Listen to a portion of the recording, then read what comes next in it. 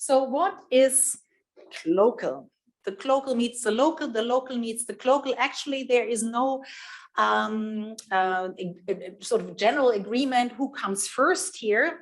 But one could say that throughout sort of a global movement, normative movement or change, particular coming from the human rights, but also through trade, that local actors, whether business actors or civil societies, have also changed their practice, their attitudes, perceptions, and their policies. So this is where it comes from. So local practice meets global norms in Central Asia, just to briefly explain the notion. So let's see if I can move this on. So in practice, it means that global norms, such for example, norms that we deal here with at the OSCE Academy on our teaching, but also in our research, for instance, electoral norms, since we're talking about parliamentarian election taking place right now in Germany, but they will also take place here in Kyrgyzstan shortly, and in the region in Uzbekistan too. We have speakers from Uzbekistan here and in the other Central Asian countries. And usually these electoral, let's say, norms or practice or best practice, this is what we would consider global norms. There are certain ways, procedures by which we run parliamentarian elections. Of course, there are specifics in each country because every country has electoral laws. So this is actually where what you would describe as global. You have some general notions of how to parliamentarian elections work, and then you have sort of the national or the local adaptation. And this is actually here the reality. This is a women organization here in Kyrgyzstan, the picture that you see, and how they actually implemented also during elections OSCE norms or UN norms. OSCE and the United Nations are the two main organizations, sort of global entrepreneurs or international entrepreneurs here in the region, and all Central Asian countries are member of these two organizations. And one sort of global norms framework that I would like to particularly highlight here is the international human rights normative setup, and particularly since we have now among these 5 Central Asian countries, 3 who have either already been members of the UN Human Rights Council or currently members of the Human Rights Council, namely Kyrgyzstan, Uzbekistan, and Kazakhstan. By joining and being elected in the UN Human Rights Council over the past years, these countries made also a very strong commitment to these global norms, in that case, human rights norms. How they are actually implemented on the local level, let's see over the next 2 days how that works. But that would be a case also for sort of local transformation, how local actors, actually mostly CSOs, but also others, actually implement these global norms, just to put everybody on this on the same page. One example that is often given for globalization or globalism is also education. Because there are globally standards by various international organizations, best practice over the last 20, 30, 40 years, and how to conduct not only elementary education, but also academic and higher education. So globalism is actually is globally agreed norms, also in terms of education, what is sort of the minimum standards, what are academic standards, but basically implemented by local and individuals. So it is the realization in day-to-day life of the way we do it, how we transform these global norms in our day-to-day action. And we see this even stronger currently when it comes up to climate change or climate justice. That is truly a global regime. We're all affected by climate change, and the way we tried not only to combat climate change, but also to reduce, let's say, CO2 emissions, that happens only on the local level, obviously, it's all of us, and how we consume or how we produce also energy. Just again, an example where this comes from. And you see already where it is heading, that I didn't mention once so far nation state, or governments. Because that is the difference between internationalization and also globalization, and actually localization. Globalization tries to describe exactly the phenomenon that we all here in the room or online, we often in our day-to-day practice, how we teach, how we try to be active, how we try to combat climate change, we look at her, take examples from, let's say, the global world, how people do it somewhere else in the world, how, are there studies, are there surveys, what is best practice, how does international law work somewhere else? Can I get an example? I don't need the government, I don't need a nation state to tell me how to do that. And that is so specific about globalization. It is not anti-nation state or anti-government. It just describes a transformation process that goes directly from global to the local and the individual. That's all it does. And this triangle I show you here is who are actually the actors, the ideas, and the principles. And local governance in particular, and that is also what will be in the focus in the next day or two, is very general, it's very broad. Local governance is basically when a city mayor here in Bishkek, like they did last year during the COVID, and this year during the COVID pandemic, where a lot of city mayors and city councillors were looking directly at what the World Health Organization recommends, for instance, wearing masks. To protect ourselves. That was sort of a local activity to say it goes directly to the people who implement this advice or recommendation, and it goes on many other aspects. And so the principles of how to govern, let's say, globalization and the global transformation goes along with what we often know by the good governance principles. It's very transparent. I gave the example of COVID. The World Health Organization puts everything on the website in many languages. You pick and choose what you think works best on the local level. And also in terms of who can be held accountable for maybe misconduct of global values, that is also very individual in that context.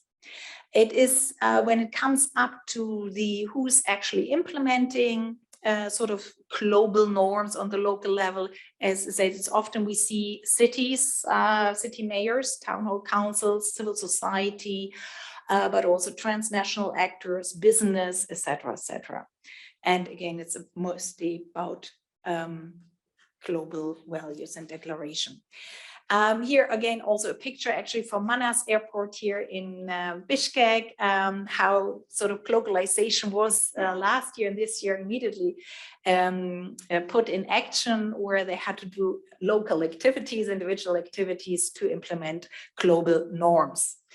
And what is the difference between globalization and globalization? I get often asked, and because there is so much confusion, and I would never dare to say that we already have the final answer. When we look in the literature and the current debate, many, not only academics, but also civil society actors who work in this field, they say globalization is a state of the art. It just describes something. It's not yet a theory or let alone an ideology or anything. It just tries to describe a certain transformation process that we are living through as we speak. So globalization, different from globalization, is that during this globalization process that we live in right now, it's formal and informal actors. So yes, governmental actors are part of it, obviously, but so is civil actors, all of us, citizens, business, etc., etc. So they jointly are the implementers, if you want to say. And globalization is very much about what they call fluid borders. So basically, the ideas get disseminated through internet, through personal exchange, and more so what they mean by fluid borders is by conviction. It's just we look at best practice at other countries or situations, how people solve problems wherever in the world, whether it's Japan or it's Norway or it's Burkina Faso, it doesn't matter. And then we say, okay, why not trying to do that the same way? And the globalization is very much based on the multi-stakeholder consensus building.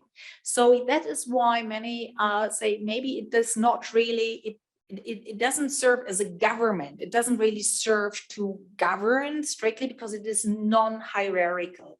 It is about, we get together and see what can we do to solve the problem according to international norms. And globalization is quite different from that. In globalization, you have, of course, you have also trading partners, but it's very much about among formal and state actors. Even if there is regional trade among the Central Asian countries, or some of the Central Asian countries are part of the Eurasian Union, trade union, etc. That is the states who had agreed on this union. And then the local actors implemented. So the state is very important for globalization. In globalization, that is not the case. And globalization is very much about the multilateralism and multi-level governance. For those of you who work in that and are interested in, I will not go too much into detail here, it's a subdiscipline of its own, but it is also currently right now, the UN is in session. We see multilateralism, what's happening this week in New York, where all the heads of states are giving their presentations at UN. It would be global. And globalization is different from globalization in one very tiny but very sensitive matter, and that is about consultative versus consensus building.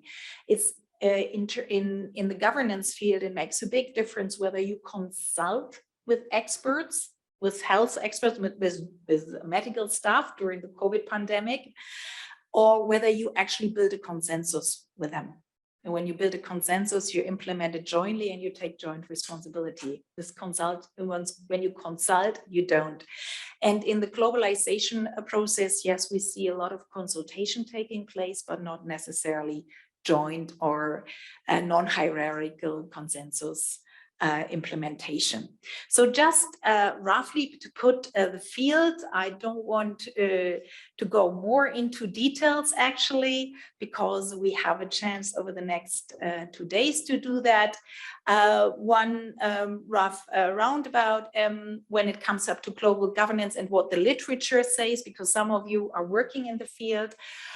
Is that, again, globalization is more a process, it's an assessment tool, it describes a dynamic that we currently see. It is not an ideology, it is not yet a full-fledged discipline. And some would say it's also sort of a condition, a state of the art, on what we see is actually happen. And some would maybe go as far it's an ideal or purpose. That's what is called globalism. They already have different words for that.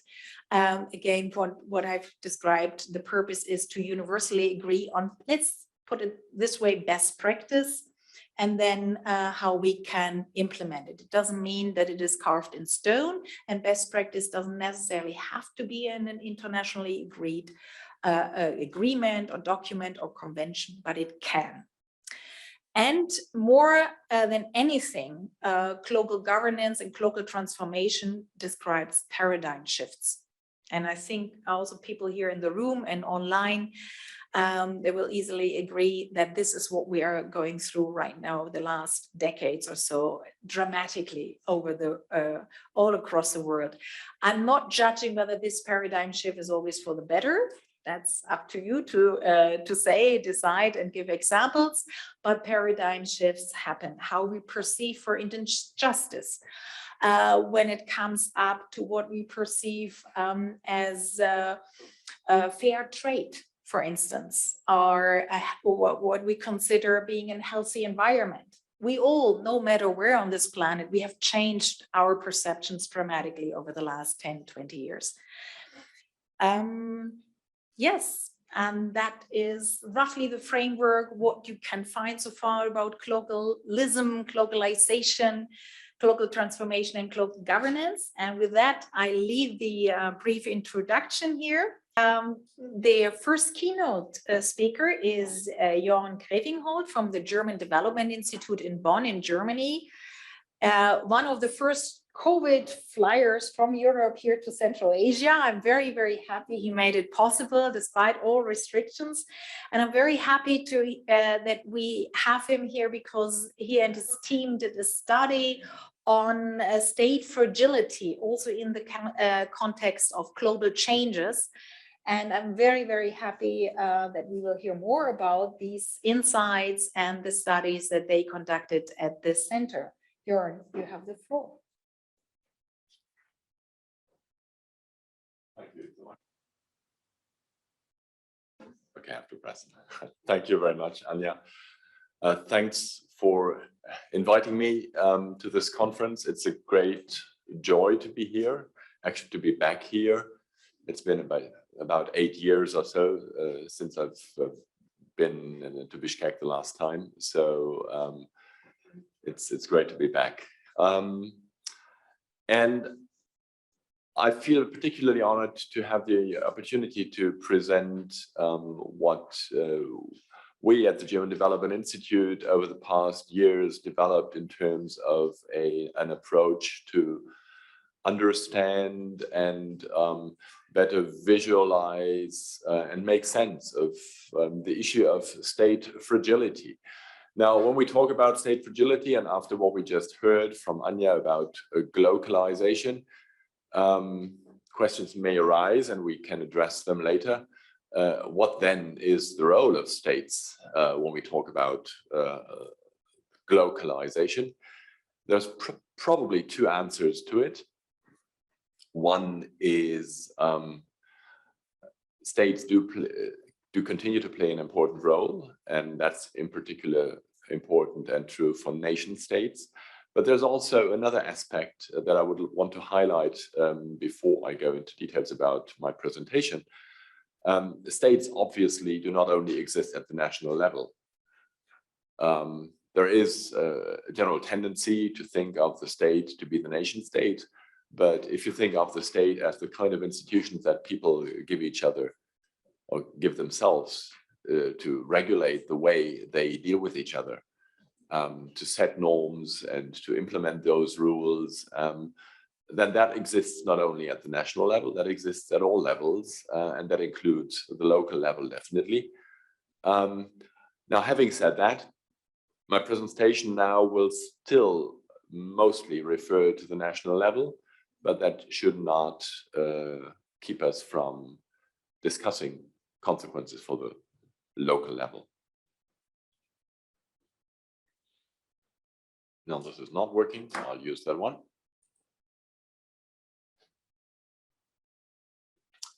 Let me start by giving you a brief summary of what I'm going to talk about. First, I want to bring the notion to you that state fragility comes in very different forms, but in recurrent patterns. So while the forms differ from state to state, and actually over time within the same states, fragility is not something that can just take or just takes any form. It takes different forms. And the notion that I would like to share with you is that there are recurrent patterns of fragility, and it is worthwhile to discover those and to try and understand what they mean. Second, in order to do so, I would also like to ask you to follow me in distinguishing three dimensions of fragility. Now, there are different ways how we can go about the issue of state fragility, and different institutions, research institutions mostly, have done so in different ways over the past about 15 to 20 years. But there is a broad common understanding, in particular in political science literature, that a number of basic features exist that should be distinguished and that make up fragility. And I refer to those as the three dimensions of authority, capacity, and legitimacy. And in particular with authority, you will see that for reasons that I will explain later, we do also refer to it as control of violence or violence control by the state. My third point that I will share is that the latest data that we've come up with, and you will be the first witnesses basically worldwide to see our latest data here. These latest data show that we can distinguish 8 dominant constellations of statehood. I say statehood now because there are constellations that certainly do not necessarily fit with the general notion of fragility, and that is simply because the analysis we did and we do covers almost all states worldwide. It doesn't distinguish between states that we suspect to be more fragile and those that we typically consider non-fragile, because in order to understand differences, it is important to take a broader look at all countries, and that is what we do. And obviously, not all of them then would be called fragile. So 8 dominant constellations. We had until a few years ago, and actually we still do have that on our website, a setup that is based on data not as recent as the data that I'm going to present to you now. And that distinguished only 6 constellations. So you see that with more data and more recent data, the setup changes, but also because the world has changed. So both contributes to a more nuanced picture than we got until about 5 years ago. My fourth point is that what we find over time is that over the past 15 years, legitimacy has been decreasing over this period of observation. And that comes with all kinds of consequences, and we'll talk about those later. And my fifth point is that in low capacity states, and what that means in more detail, we'll be talking about, the loss of legitimacy or a loss of legitimacy often escalates to civil war and what in this constellations framework we call dysfunctionality. So legitimacy, that's my main point here, is a crucial element to discuss. So that's the summary, so you know what I'm heading for. And if you're done now, you can leave, but otherwise I'll talk about the details now. Why does state fragility matter at all? I made my first point already. States continue to be, or in some cases fail to be, drivers of social economic development and also guarantors, or fail to be guarantors of human security. This is not to say that they are the only ones. This is not to say that states make development. It's more like they provide the framework. They can ideally provide the rules that are necessary for all relevant citizens and institutions in a country to thrive as well as possible. They can make a huge difference in the way they set the rules, in the way they implement the rules, whether they do so for all citizens in an equal way or they don't, whether they care about externalities of economic activities or they don't. So there are lots of differences, and there are lots of ways how states can make a huge difference. And what we see over modern times is definitely that human development, socioeconomic development is always associated to states that make a difference. State fragility in turn reduces human security, and it reduces development opportunities. Plus, it usually also affects neighbors. And sometimes these neighbors are not so close, but even further away. So there are reasons why we should be concerned about state fragility. Now, how do we then measure state fragility? And there have been numerous approaches over the past 2 decades or so. Most popular among those typically is the Fragile States Index by the Fund for Peace and the American Magazine of Foreign Policy. But also more recently, and in particular among development practitioners, the OECD States of Fragility Framework and the States of Fragility Report that is issued on a regular basis. These are approaches that have made it to the headlines of papers, and in particular the Fragile States Index. However, they come with their own peculiarities, and I would argue also with their weaknesses. And to highlight these weaknesses, let me start with this example. If we go back here, you see Mali and North Korea, for example, on this list that is from 2017. We could pick any other example from any other year. We have a list of very high alert countries on the top of the Fragile States Index, and on the very top you see kind of the usual suspects that everyone would expect there. The sad realities of Somalia, South Sudan, Central African Republic, Sudan, Yemen, Syria, Chad. These are about the countries that have been mentioned on the top of these lists, or on the bottom, depending on how you turn it around, for quite some time. However, when we get closer to the middle of these lists, things become more difficult. Because, for example, we see countries such as Mali and North Korea in close proximity to each other. Now, not everyone in this room will be familiar with the situations in Mali and North Korea to some detail, but even a more broader view will tell you these are pretty different countries.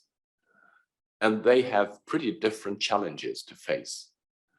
So what does it tell us if we know that on a list, these two countries are very close neighbors, and their combined scores, something like 59.2 and 93.9, are very close to each other?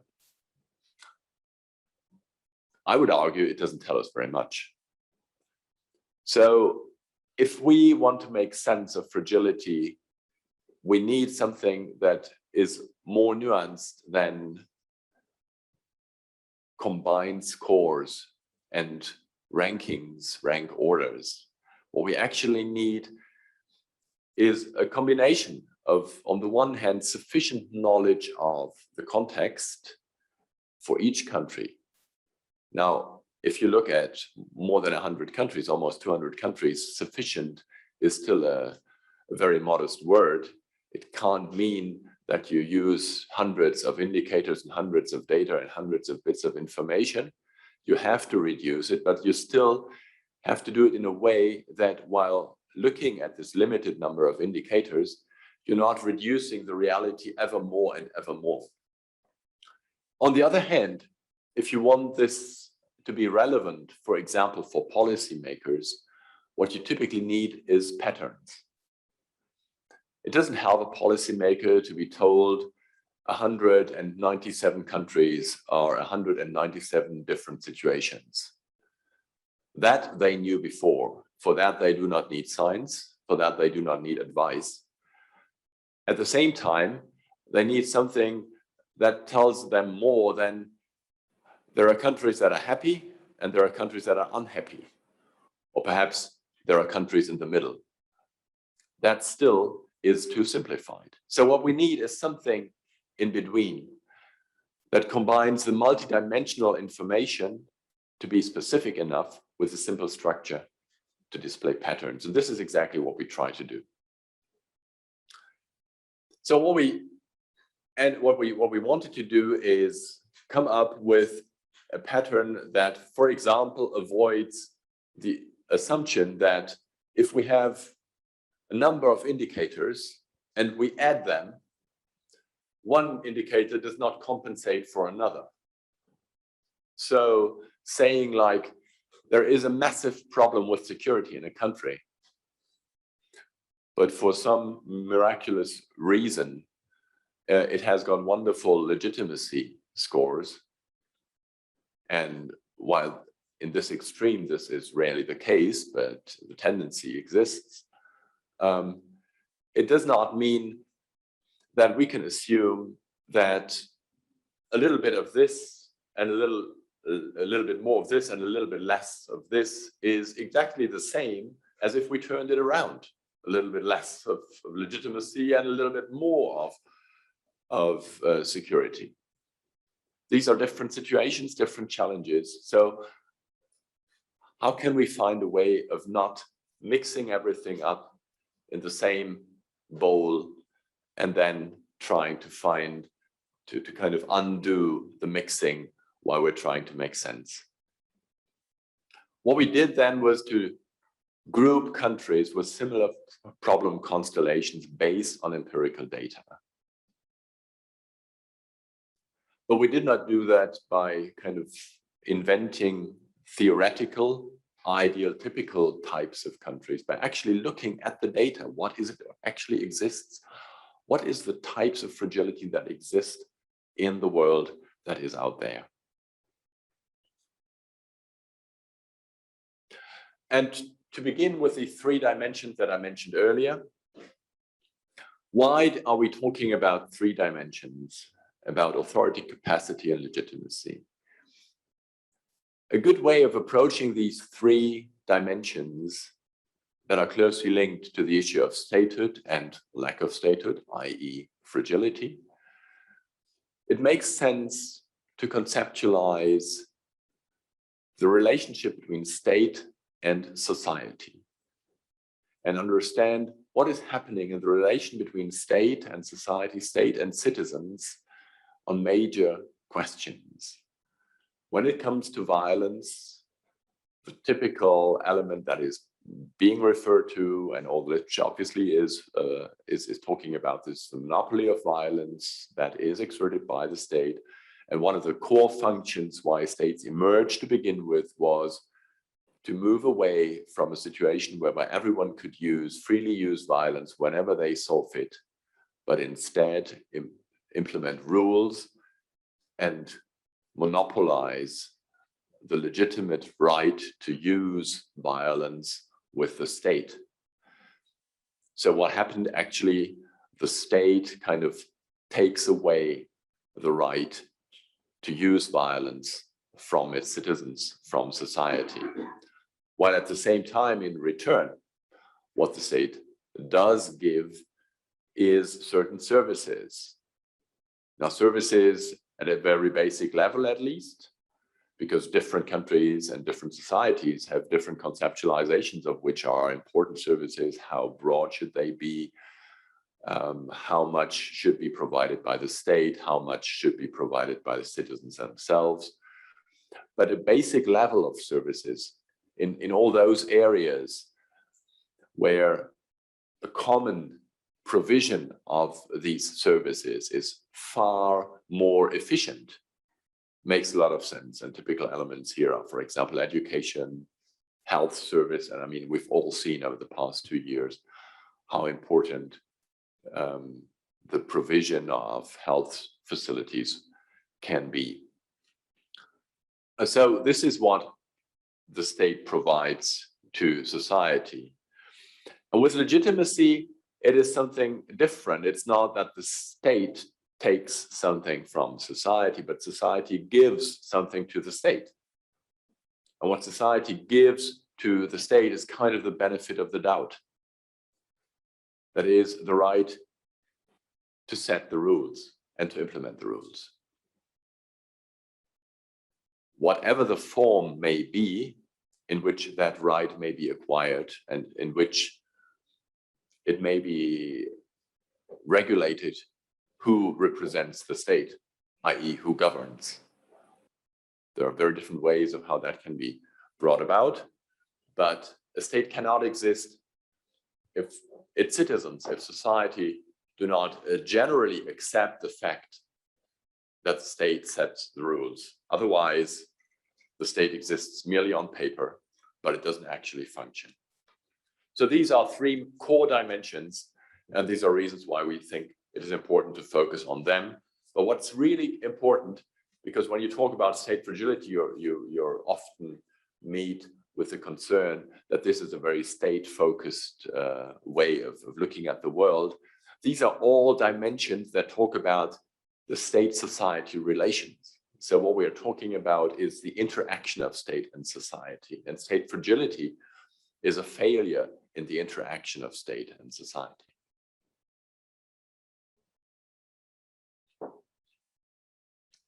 Also, if we look at these more general elements, we do not assume that very specific institutional arrangements need to be in place. There are very different ways of how this can be institutionally regulated. I'll skip over this because whoever wants to know more about the details of how we ended up with the data that we use can happily use our website that we've set up for this, and I'll share the URL with you a little later. But this is just to tell you that we disaggregated each of the dimensions into 2 to 3 major attributes, for which we ended up with 3 to 4 indicators for which worldwide data is available, or where we had possibilities of filling gaps, i.e. imputing data. What we did then is we pooled data for each country in each of the years from 2005 to 2020. So we end up with 16 years times 172. For a few years, it's even 173 countries. So the number of countries for which data is available and the number of countries that actually exist in that period of time changed. And we transformed that data for comparability of indicators on a scale of 0 to 1, where 0 for each dimension means fully dysfunctional in that regard, and 1 means fully functional in that dimension. And what we also did within each dimension, this is for those of you who work with statistics and data, more interesting than for the others. We did not calculate averages among indicators within each dimension. But what we actually said is there is good theoretical argument to say even within one dimension, the indicators cannot easily compensate for each other, and the elements that are represented by the indicators do not easily compensate for each other. So if one element, if one indicator within one dimension is particularly low, that indicator is going to drive the whole dimension. This is what you call what is called the weakest link approach. So imagine really a chain of a number of links, and the chain is going to break when the weakest link in the chain will break. And this is why we're focusing on the weakest link within each dimension, within the dimension. We're still not aggregating the dimensions at all. Just to illustrate that very briefly, so for example, we have Nigeria authority scores. This is just an example with actually data from the previous version of our state constellations of state fragility. If you have different indicators and you end up with these standardized values for each of the years and each of the indicators, you see that the lowest value will be picked for each of the years. This is what we did with the weakest link approach.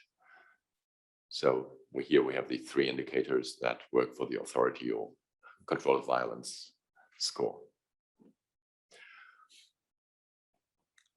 And finally, at the aggregation level, I said we do not build averages. We do not aggregate the dimensions directly.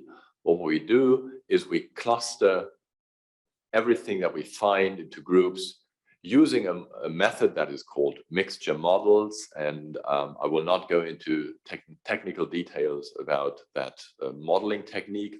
It actually was introduced into social science from actually the sciences, medical science, in the attempt, for example, to understand how different symptoms of a disease that people usually have. I mean, there are only so many symptoms that a person can have, but they jointly can be the expression of very different types of diseases.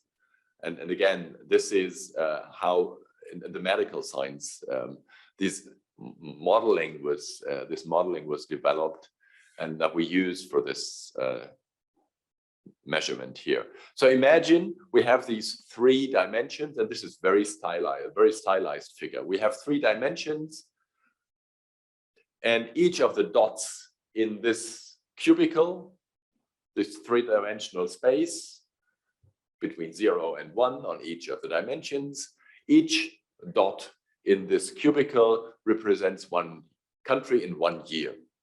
So if we have 172 countries and 16 years, we end up with some 2,700 dots in that space. Now, the assumption that we started off with, and that we found confirmed, was imagine this is like mosquitoes in a room. And over time they move, but if you take a snapshot, you would typically not find that mosquitoes in the room are kind of stochastically spread all over the place, but you will find swarms of mosquitoes, one here, one there, one there. Now, it's difficult to kind of identify where exactly one swarm ends and the next begins, but still they are there. And the task that we then set ourselves was to identify them and to make sense of why they are there. So to turn this into something like this, with each color then representing a different set of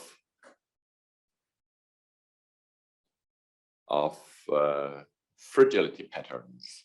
And now you can look at this from different angles. This is all stylized. As you can see, this is by far not 2,700 dots. Now this is the results, sorry. And this is something that needs some explanation, but it's, in a way, it's the best way of explaining what we end up with, and you will see other pictures that will give you a totally different view on this. But imagine each of these boxes, these typical box plots, each of these boxes gives you information on one of the color-coded groups here in this cubicle. And the information it gives you is the range for each of the dimensions: the violence control dimension or authority dimension, the implementation capacity, and the legitimacy dimension. And it tells you that within one group, this is the spread of the values for each of the dimensions. And with that, you see there is differences between these groups that are pretty fundamental. It's not surprising to see one group down here and one group up here. This is probably what all the different attempts of measuring fragility agree on. The interesting thing is what's happening in between. And what we see here is we have 3 types of fragility, C, D, and E, for ease of referring to them, that are kind of mediocre in some regards, but they are characterized by a particularly low degree of violence control, of capacity, of legitimacy. And we have one group that is kind of above the average in all 3 dimensions. We call those semi-functional. Now, this was the setup that we had with the data 2005 to 2020, more or less.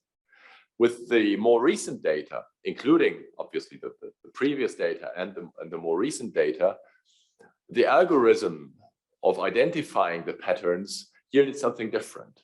It told us there's more than these groups. There's one group that actually is characterized by both low capacity and low legitimacy. Obviously, we had these cases in there between before, but now they've become stronger, and it's clear that this is emerging as a more permanent pattern. And the same is true, and this is indeed interesting and a more recent development for what we can call illiberal functioning states. States with rather good features for violence control and capacity, but with mediocre or even less than mediocre levels of legitimacy. And if we map that, you can see that for 2020, and I'll share only a few maps with you, that for 2020, the world shows certain patterns in the sense that certain types of fragility are more prevalent in certain regions of the world. Low authority or low control countries, for example, are very typical for Central America. Central and South America, indeed. Low legitimacy countries in 2020, very typical in large parts of former Soviet Union and East Asia, in particular with China, also now India, that's more recent, but also in North Africa and the Middle East. This is where these countries are most widespread, not all countries. And you see, interesting, this tiny country there is the odd one out in our data. And you see that low capacity countries and low capacity and legitimacy countries are basically concentrated in sub-Saharan Africa. Dysfunctional states can be found in different areas of the world, and they are the ones where all the three dimensions were very low. You'll find them, and this is Libya, obviously Afghanistan is part of this, Yemen, Somalia, Syria. So these countries where you would typically expect them to be on this list, and basically because of all-out civil war or a former situation of all-out civil war. If you take a look at the 2005 picture, by contrast, the world looked quite different. In 2005, Russia, for example, and Kazakhstan, for some reason, were, and I think this is homicide rates above all, were characterized more by low control than anything else. An interesting case also that we have all often been asked about is this country here, which is pretty well known to many people, and which many people would probably still expect to be in green. When we first started out with this undertaking, we were ourselves surprised by what the data yielded us. That was around 2016. With events unfolding since, we became less surprised, I have to admit. And obviously homicide rates and also difficult human rights records that has to do with legitimacy issues play a role here, and may explain some of this. So there has been some change. You see India and other countries where we have seen change over the years. Now, what's interesting, if we look at the development over time, and what we see here is the number of countries, or the relative share in the full number of countries in each year that were considered to be part of any of these 8 constellations. So if for the dysfunctional, for example, we see that the number of countries has not changed dramatically, but increased a little bit over the recent years compared to 2005, and it has actually decreased around 2008 and 8 to 10, and then increased a little bit more. And obviously here's developments, this is around 2011, and developments in the Middle East explain this increase. Low capacity and low legitimacy states, now stronger, have actually over time decreased, and so have low capacity states decreased a little bit, not dramatically, and they form a rather large group, and put together they actually by far the largest group, and this is why with the newer data they are actually separated, because if you have large groups it makes a lot of sense to separate them into subgroups. On the other hand, we see that two types of states actually increased, and that is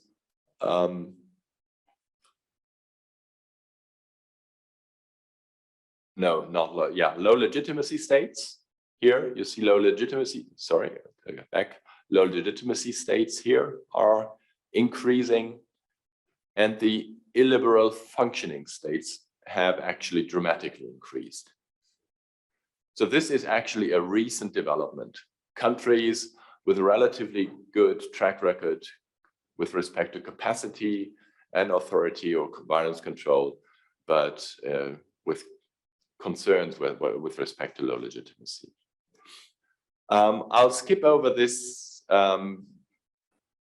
graph, which could give you some more ideas of transitions between the different country years, actually. So if you see the different groups, and this is just viewed on the groups from one, if you still imagine the cubicle and you look just directly from one perspective, directly orthogonal to one of the dimensions, then you will not see the difference in that dimension, but you will only see the difference with all the other two dimensions. And this is what you can imagine here. And what we see here is, and this is just the center of gravity of the different constellations. The interesting thing is case B, and B is the low capacity and legitimacy states, because this is where most action takes place and where most action to and from dysfunctional states take place, but also kind of upwards, if you like, to pure low capacity states. But what it means is we see here there is movement from low capacity to low capacity and legitimacy, and further on to dysfunctionality.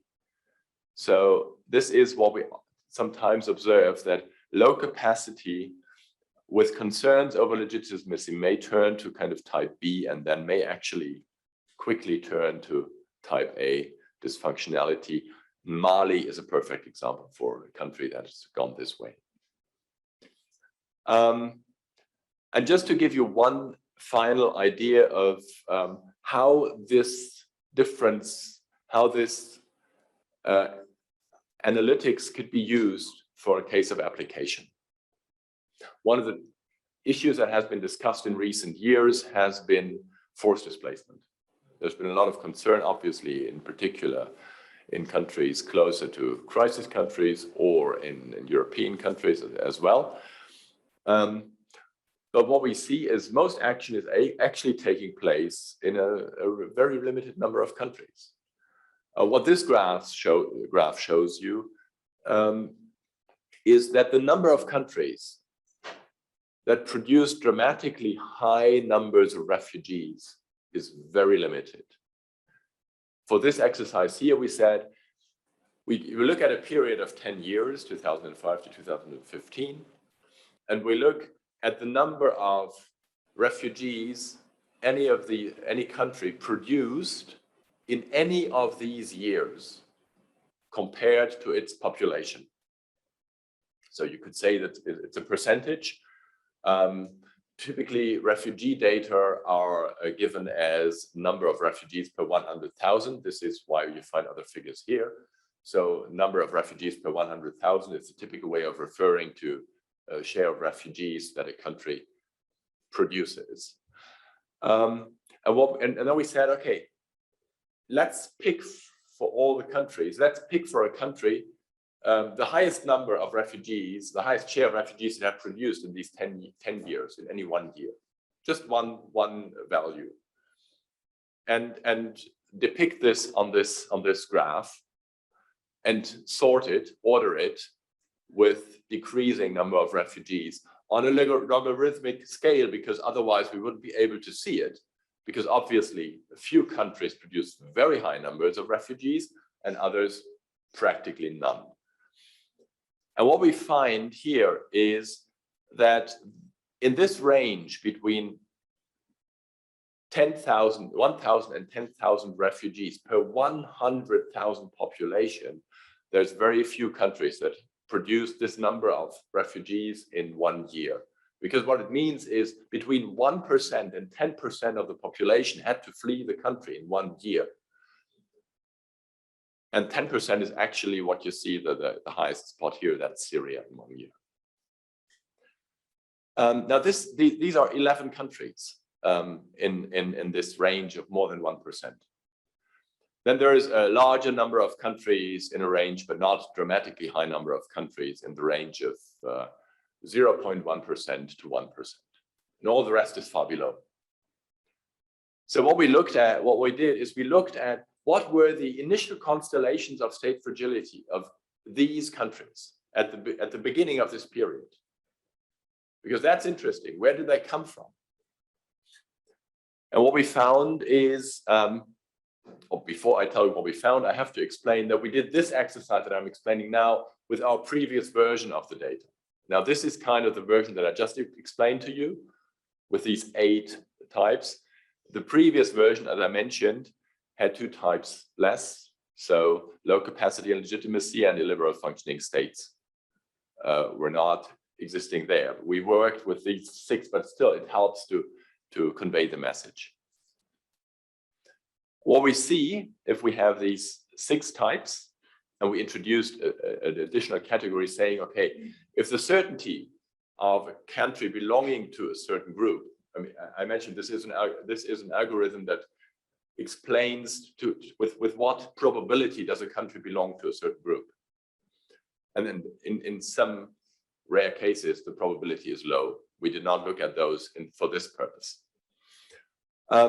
What we find is that first, 75% of all refugees in 2015 stem from these 11 countries.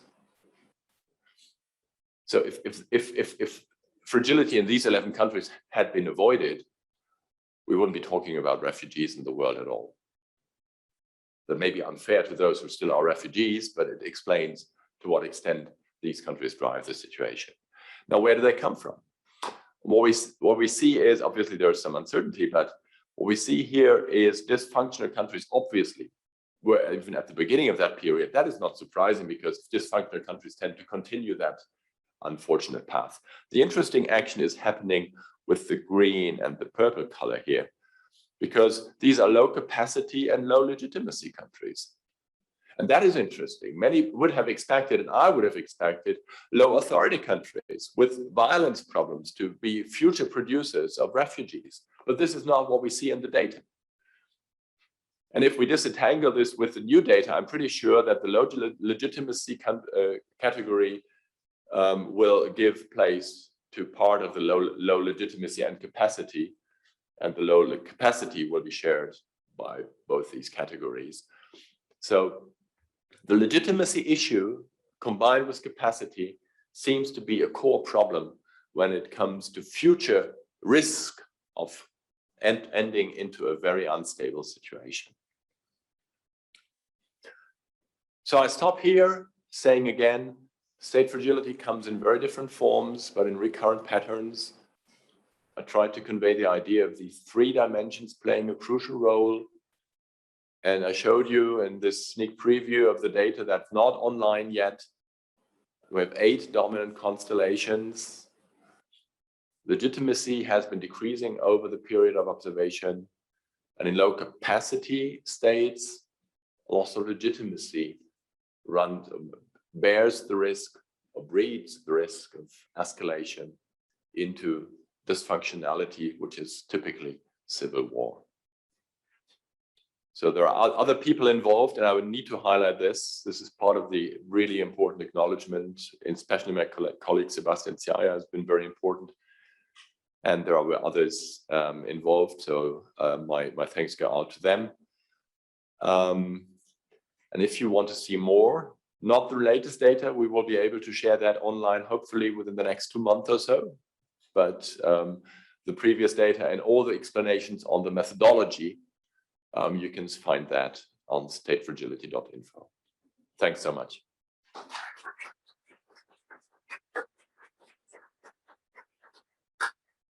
Thank you so much, Joern.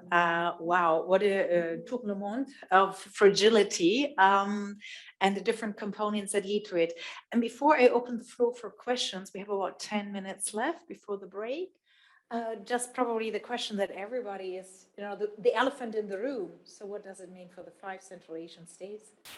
Because you mentioned, of course, when you showed Kyrgyzstan here, how it was 20 years sort of ago and now how it is recently. Maybe you can say a few words. Why, where, and where is it heading? According to you. And I'm already looking for hands up and I will take notes, but Joern, please. I should be showing you the development over the recent years. I can't, with the slides that I have available at the moment, not sure if we can switch to the online format on the website right now, but the main idea, or the main thrust of the story is rather simple. It is that for many years now, legitimacy has been the core issue in the region. So for most years, most countries in the region belong to the low legitimacy group of states. You will also note that it's not the low capacity plus low legitimacy category. And in case you have had a look at the data, obviously education levels play an important role to distinguish the region from even more unfortunate regions. I mean, if you compare it to many countries on the African continent, for example. And the same is true for health. But this is not to say that the other issues do not exist, but it's been the driving factor. And Kyrgyzstan in particular has seen more of a roller coaster development. But that's not news to anyone who's lived here, I guess. Thank you. I have some hands up. The gentleman in the back first. Yes. Yeah. Excellent. Yes. And then I have Philipp and I have you. Can you please also say your name briefly? Just a name. Thank you.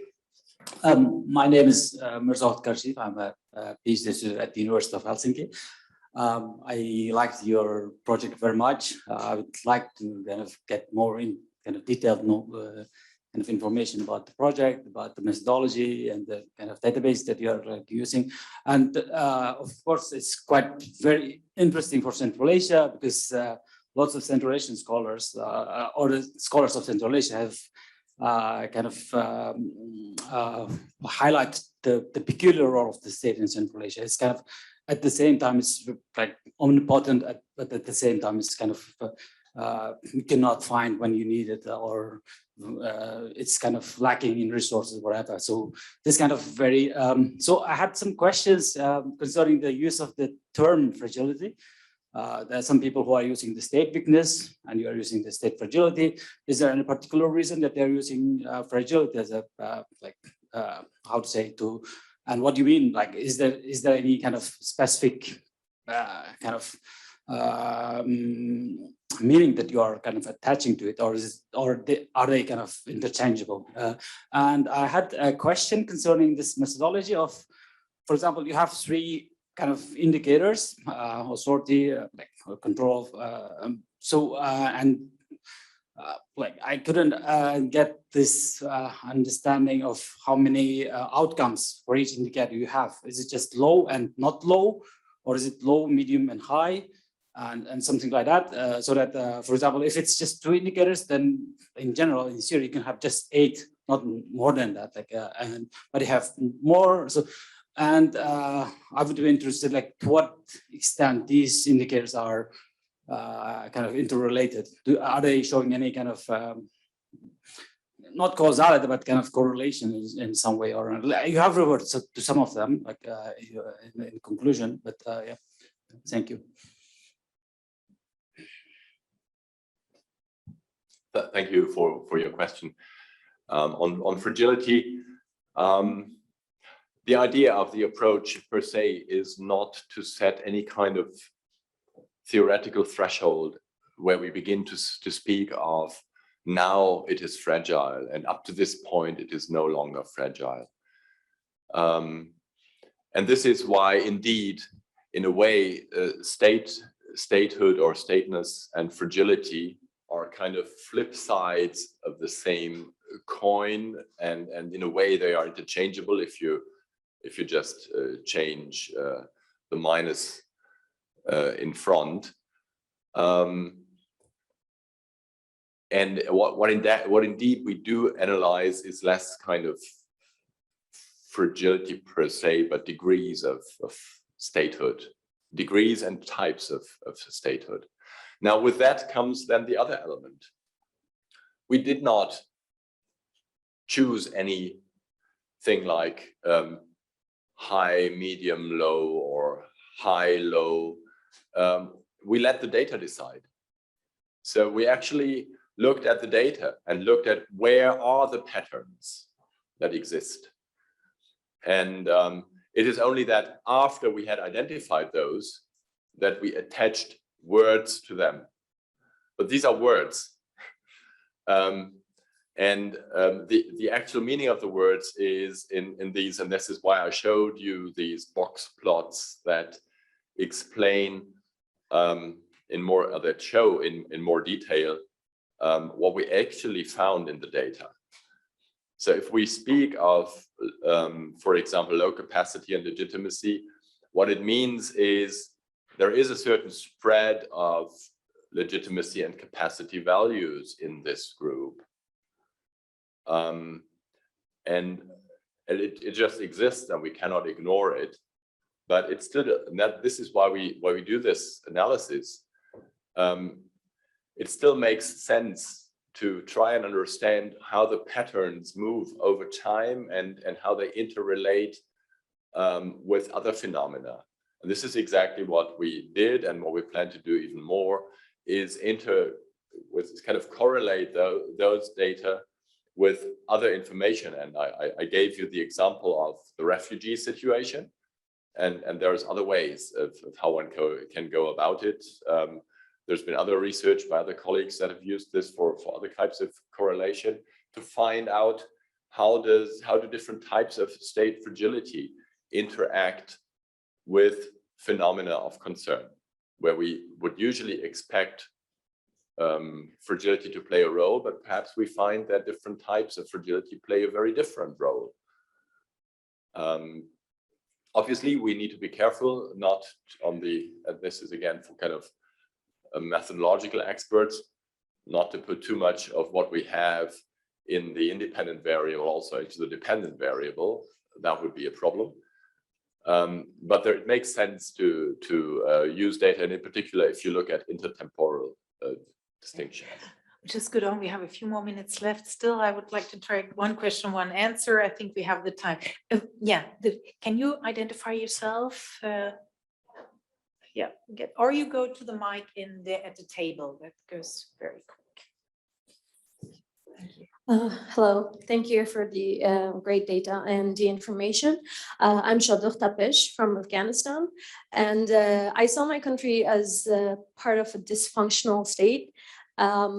Also, I'd like to ask, do you think still Afghanistan is a fragile state, or it's already broken and torn apart?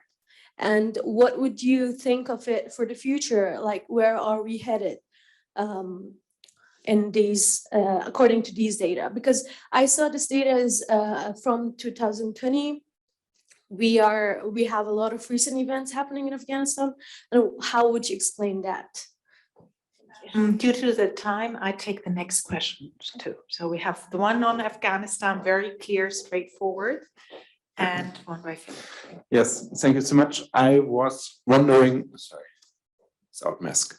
I was wondering about the legitimacy and how you transform this to policy recommendation, because where I stand, I think a lot of policy recommendation in Germany are based on the fact input and output legitimacy. And I feel on your map, it seems to be that the output seems to be far less important than the input. If I see, for instance, Azerbaijan as a dysfunctional state like Afghanistan in the 2020 data, and that's for me seems to be, I hope that's Afghanistan, that's Azerbaijan. Okay, it's not red anymore, but yeah, it's red. I mean, I have lived in Afghanistan and Azerbaijan and Ethiopia and Sudan, and it's very surprisingly for me, and also all the East African development state discussion we're having, where we putting a lot of development money into it, seems not to be reflected if you also seems that this is also program based on refugee numbers, which then news seems to be coming from a different direction. Sorry, that was a long question. Thank you. So one on Afghanistan, one on input, output. Yeah. That gives me the opportunity to say something that I should have said, but it was only on the slides earlier. I mean, this is still, it's an undertaking to distinguish patterns, and therefore it still is a simplification. It cannot be otherwise. And it may come with errors, actually, that do not change the general patterns, but may be wrong for a single country in a single year. I have to admit that. On Afghanistan, I don't think we were totally wrong. I mean, we deliberately did not use the word fragile for any of the categories, but we use for this category the wording of dysfunctional, because the state does not fulfill the functions it should for its society. The data does not allow us to kind of make predictions simply on the basis of looking at trajectories and thinking that countries will continue to move on that trajectory. What it tells us is where are higher risks and lower risks. And for countries in the dysfunctional category, the sad truth is that the highest risk is not to get out of that category.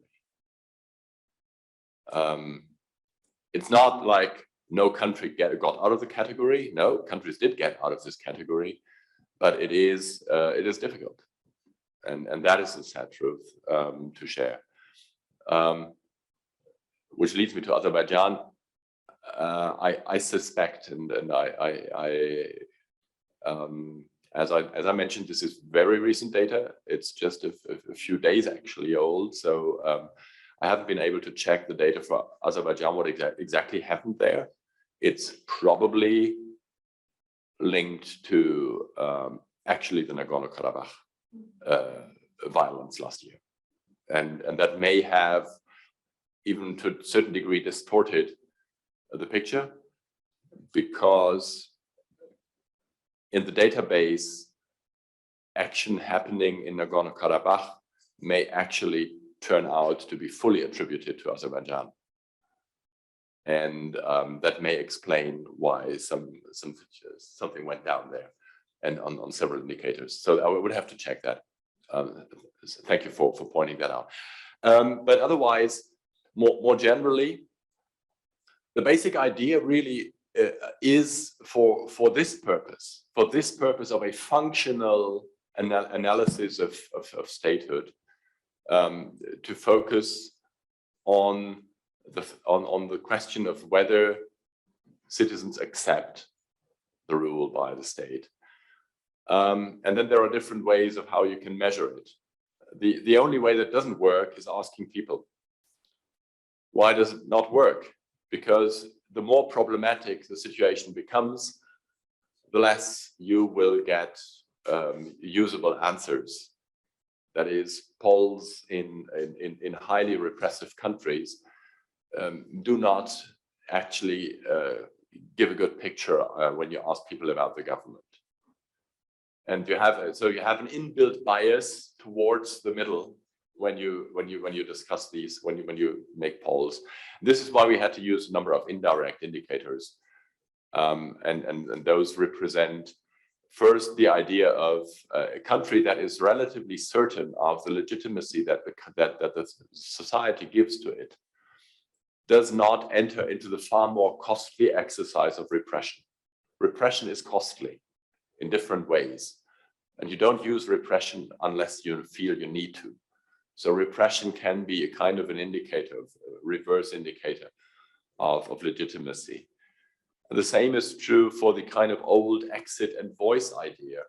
If people feel unhappy about their government, very unhappy about the government, they no longer have the possibility of raising their voice, trying to find a way out, maybe a typical way. So accepted political asylum seekers is often a good way of reverse engineering the degree of legitimacy. This is how we ended up with these indicators.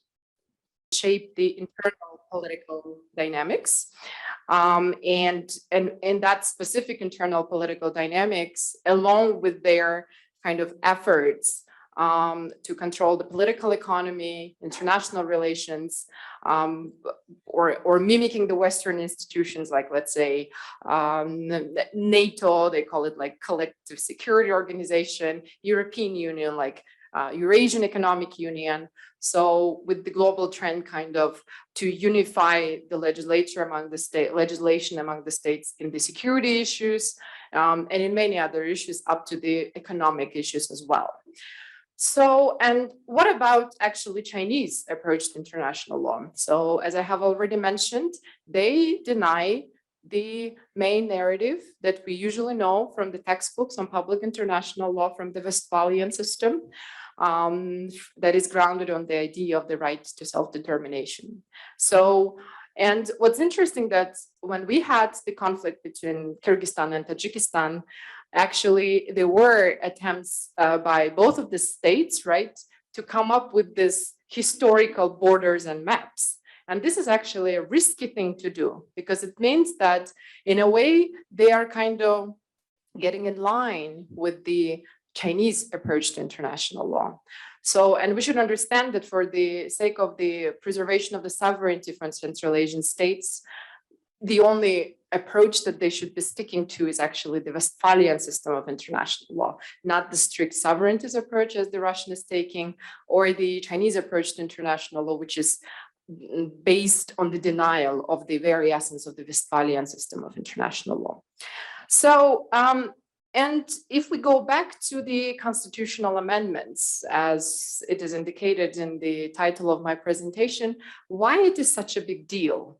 Not only for Kyrgyz Republic, but actually for the entire Central Asia, or maybe even for the global discourse, right, on the relationship between international law and domestic law.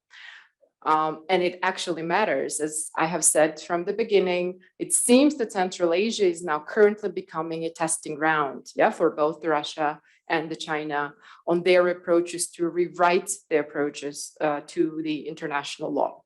So what happened in Kyrgyzstan? So I don't want to actually share all this information about how all this referendum has taken place, right, with the gross violations of both procedural rules and etc. You can find out it was like unprecedented, I guess, the event where the highest law of the Kyrgyz Republic has been adopted with all possible fundamental violations of the procedural rules, how constitution should be amended.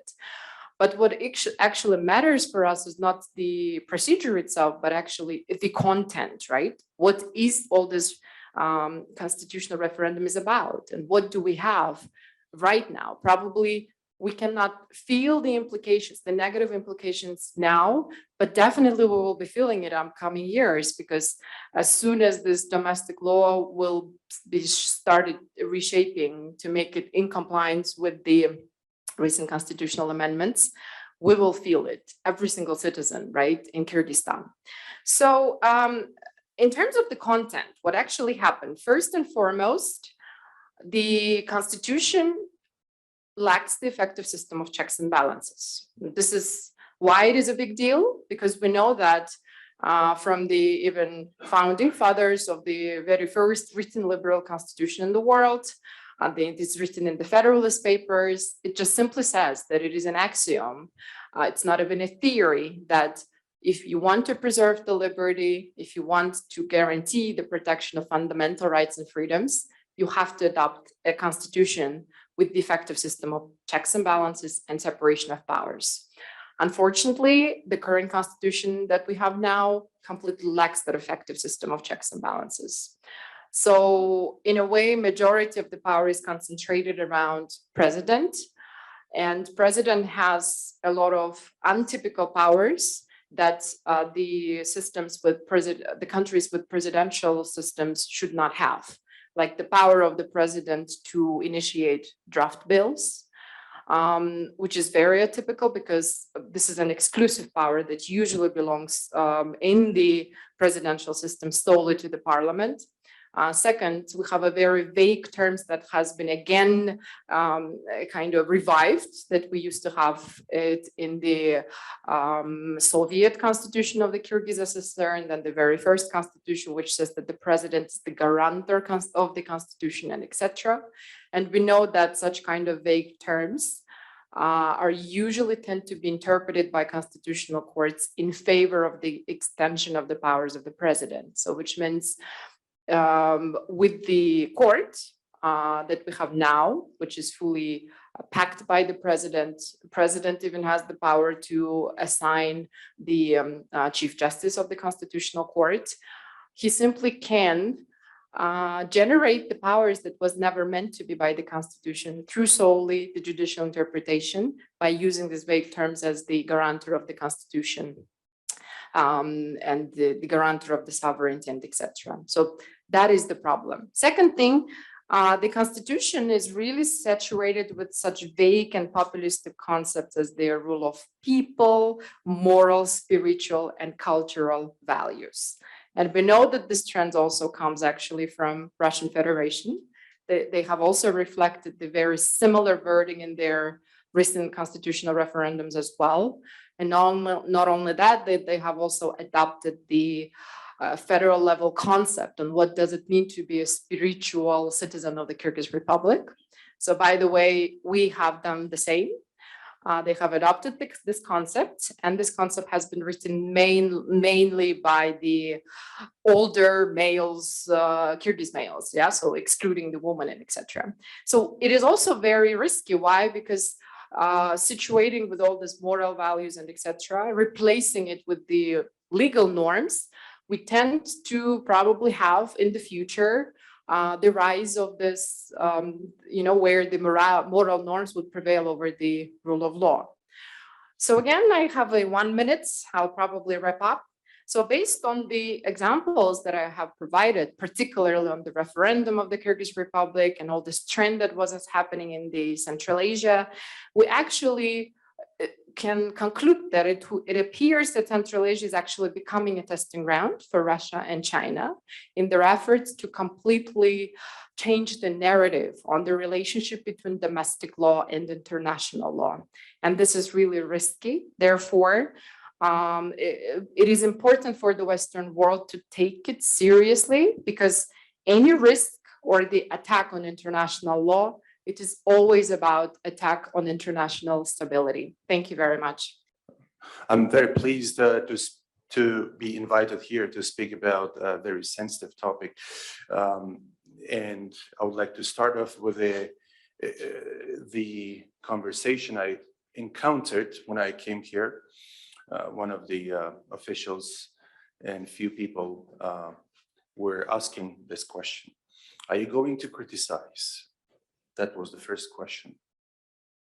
And that tells a lot, actually, because 25-year-old strict regime under Islam Karimov, the former president, kind of instilled fear into the both officials and society of Uzbekistan.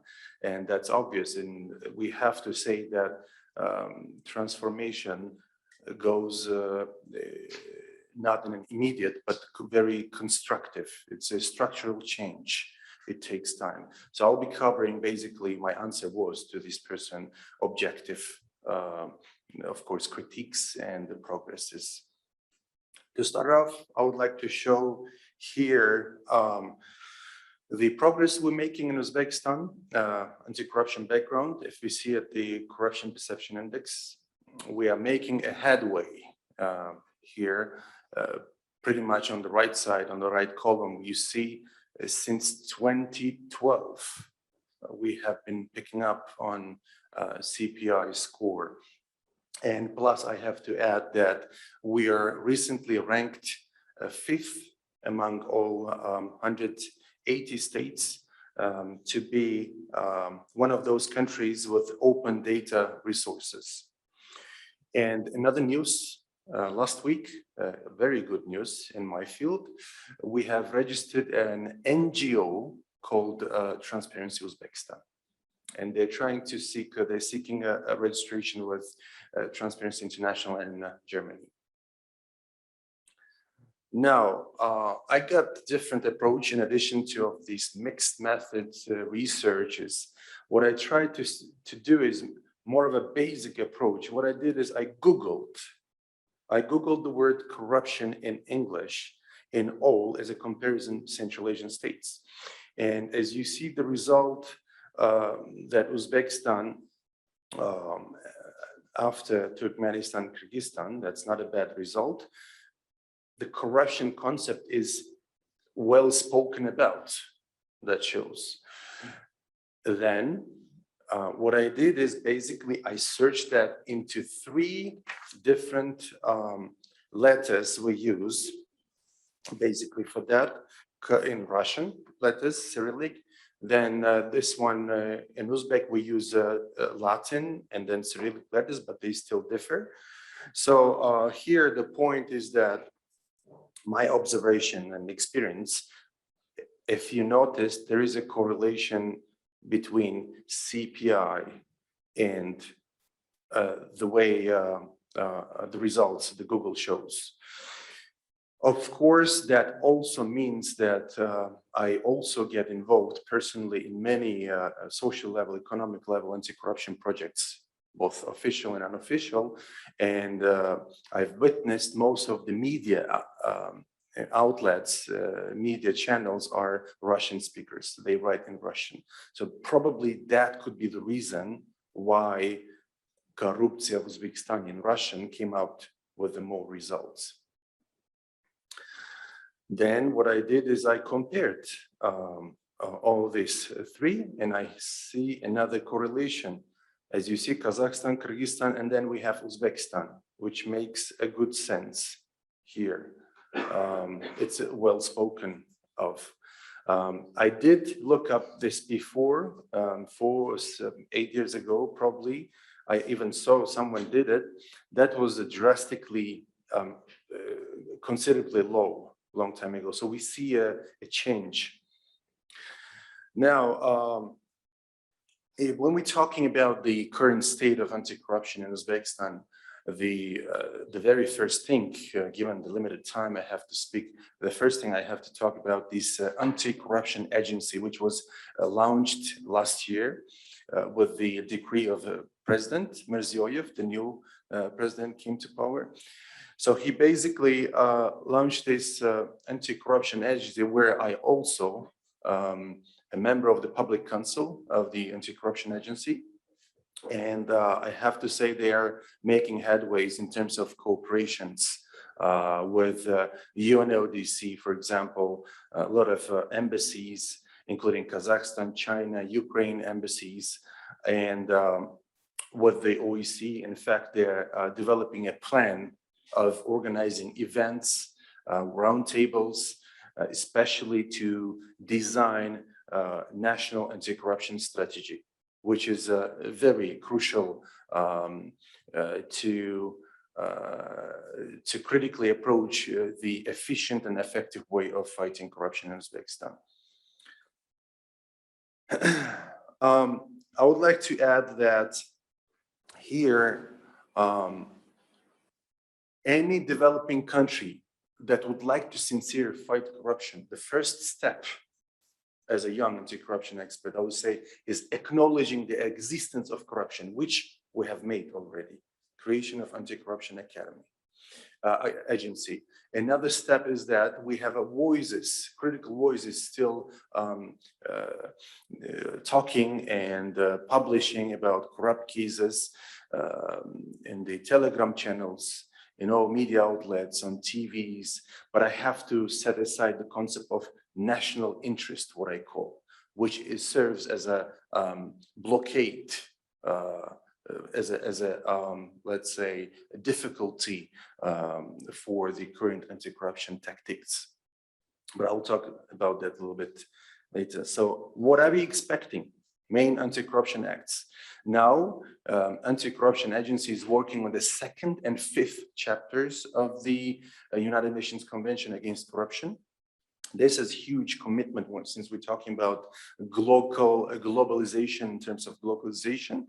And that is mostly about declaring assets as well as preventive measures. 2nd and 5th chapters. They're about to welcome experts from Mali and from Africa. They got 2 different extremes to see things from different angles. That's now being planned out. Now, in terms of best practices in recruitment, public procurement, that's also with a group of experts, the UNODC, World Bank. They're coming up with the best practices of recruitment, making sure codes of conduct are well implemented and monitored, of course. And National Anti-Corruption Index is being planned to launch soon. That's very efficient. It can tell us, monitor to what extent are we doing well, or the country is doing well in the fight against corruption. Now, these are big steps we have made. Now, I would like to talk about the possibility of re-corruption in Uzbekistan. Why do I say that? And I call that under the name of the old enemy in the new suit, because we have new challenges. And if we're not too careful, we will definitely face something what I call re-corruption, because the most obvious, not obvious, but hidden, this concept, if you look from the eyes of anti-corruption, the big mistake is that everyone says we need to end corruption. It's impossible to end corruption, absolutely. This is the first mistake they make. Corruption is always, as Simca Werner from Israeli experts said, it's always in equilibrium. If you know what factors move in left and right, the only way is to minimize and control corruption. Now, I've been telling this and proposing this in public council that several times. We don't have to take that action-centered philosophical approach, which is a big mistake.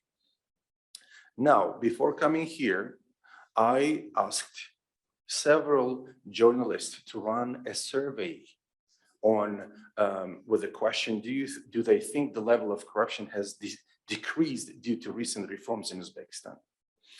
Most of them denied because of the sensitivity of the national interest, what I call, but one of them agreed, and I was lucky to have him post that, because that is the number one, the most intrepid, with the maximum number of subscribers, 88.8, so basically 89,000 subscribers. Out of that, we have 32,000 almost people said no. 88% answered no, it's not that efficient. 12% said yes. And there's a possibility that this 12% was actually manured and controlled by fake accounts to keep it a little up. There's a possibility by state agencies, most likely. Now, furthermore, corruption-related crimes, according to the research the agency ran, here we have, according to the 2020 census, the courts considered 1,500 criminal cases related to corruption.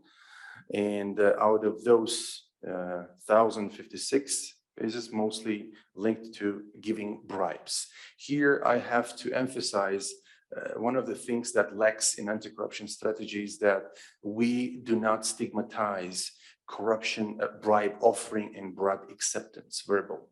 If you go to Denmark, even if you go to, let's say, nominal democracies, countries, Egypt, let's say, it's a very, a lot of human rights violations. They are considering to actually stigmatize and to criminalize offer and acceptance, which is not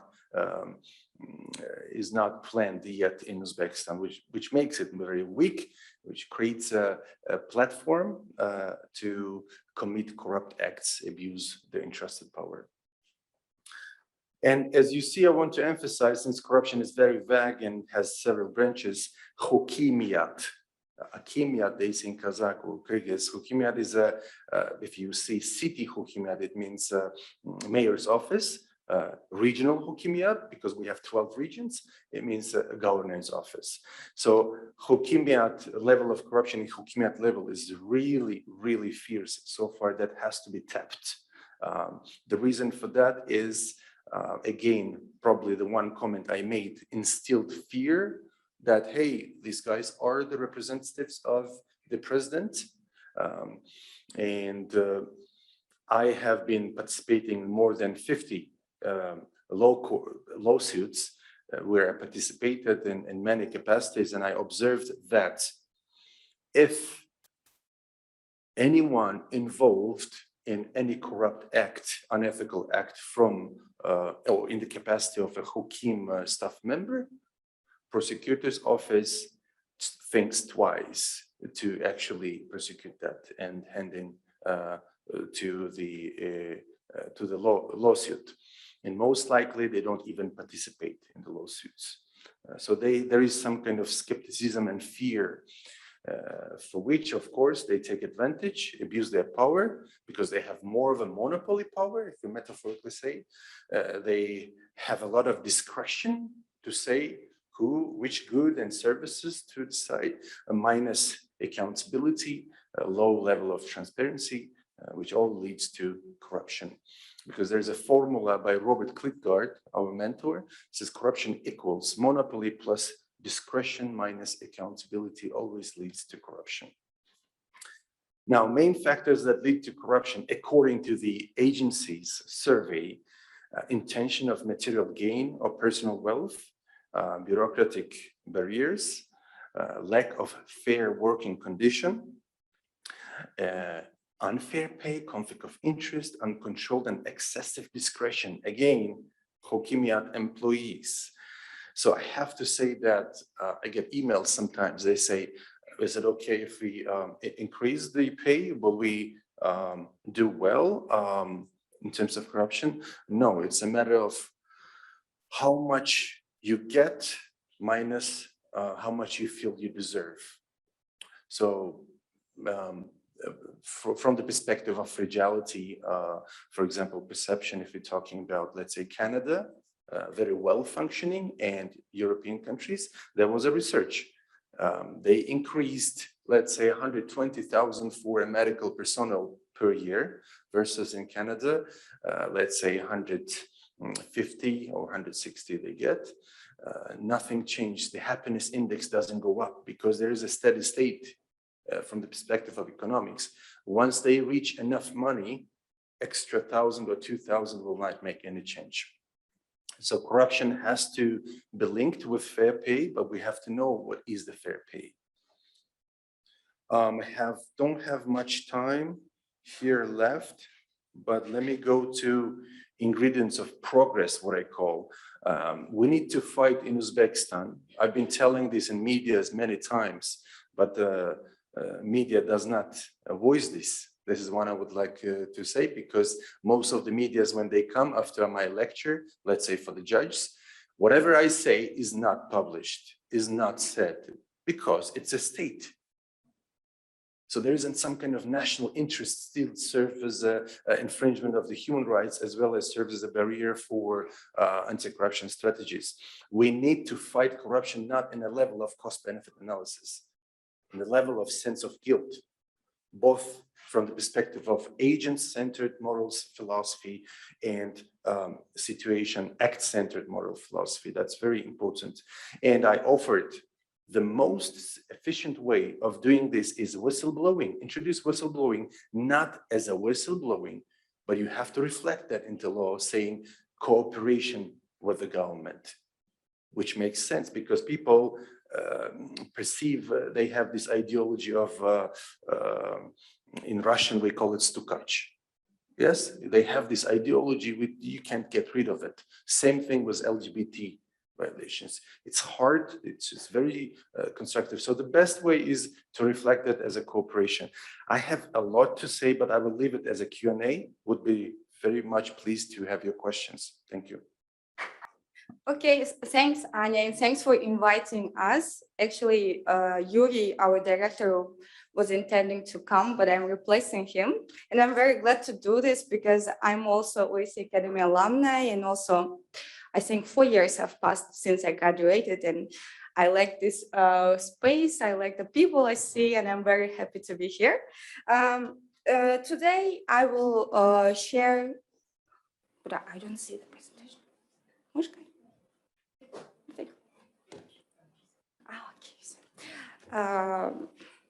Today I will share with the data from the Central Asia Barometer Survey in order to talk about how the public opinion data corresponds with social transformations in Central Asia. And it also has,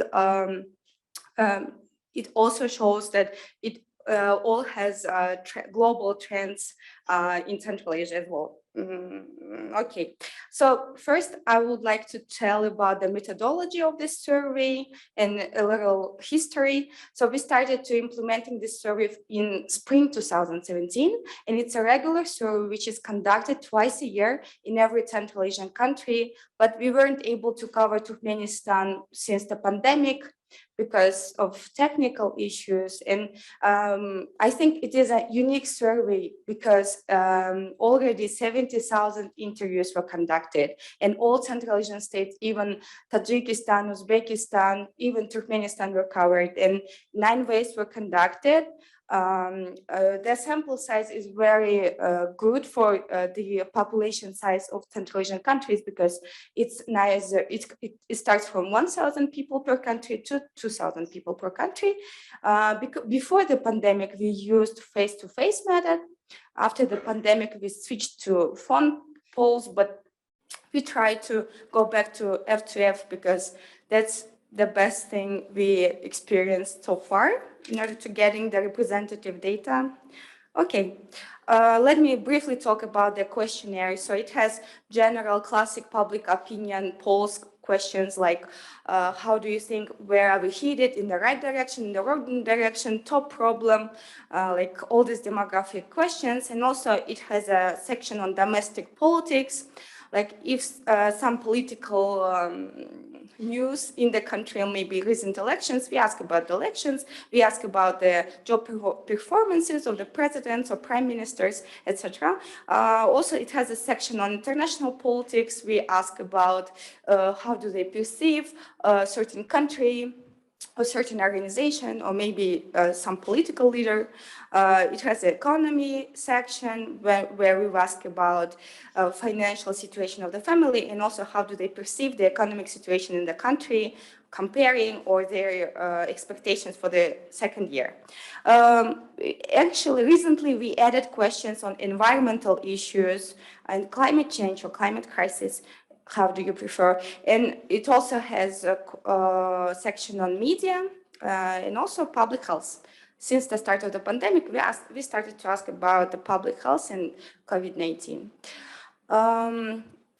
The questionnaire remains the same from one country to another, but due to the specifics of these Central Asian countries, the questionnaire is always amended somehow, because Central Asia has high political, religious, and ethical sensitivity, so we are not really free in asking about external, internal politics, especially internal politics, in religion, extremism, and terrorism. So, for example, questions about religion in Tajikistan are just impossible to ask. But it also has like interesting, it's just an interesting observation on the example of one question.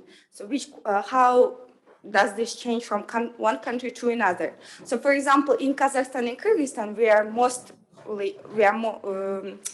the most free countries for us to ask any questions we want.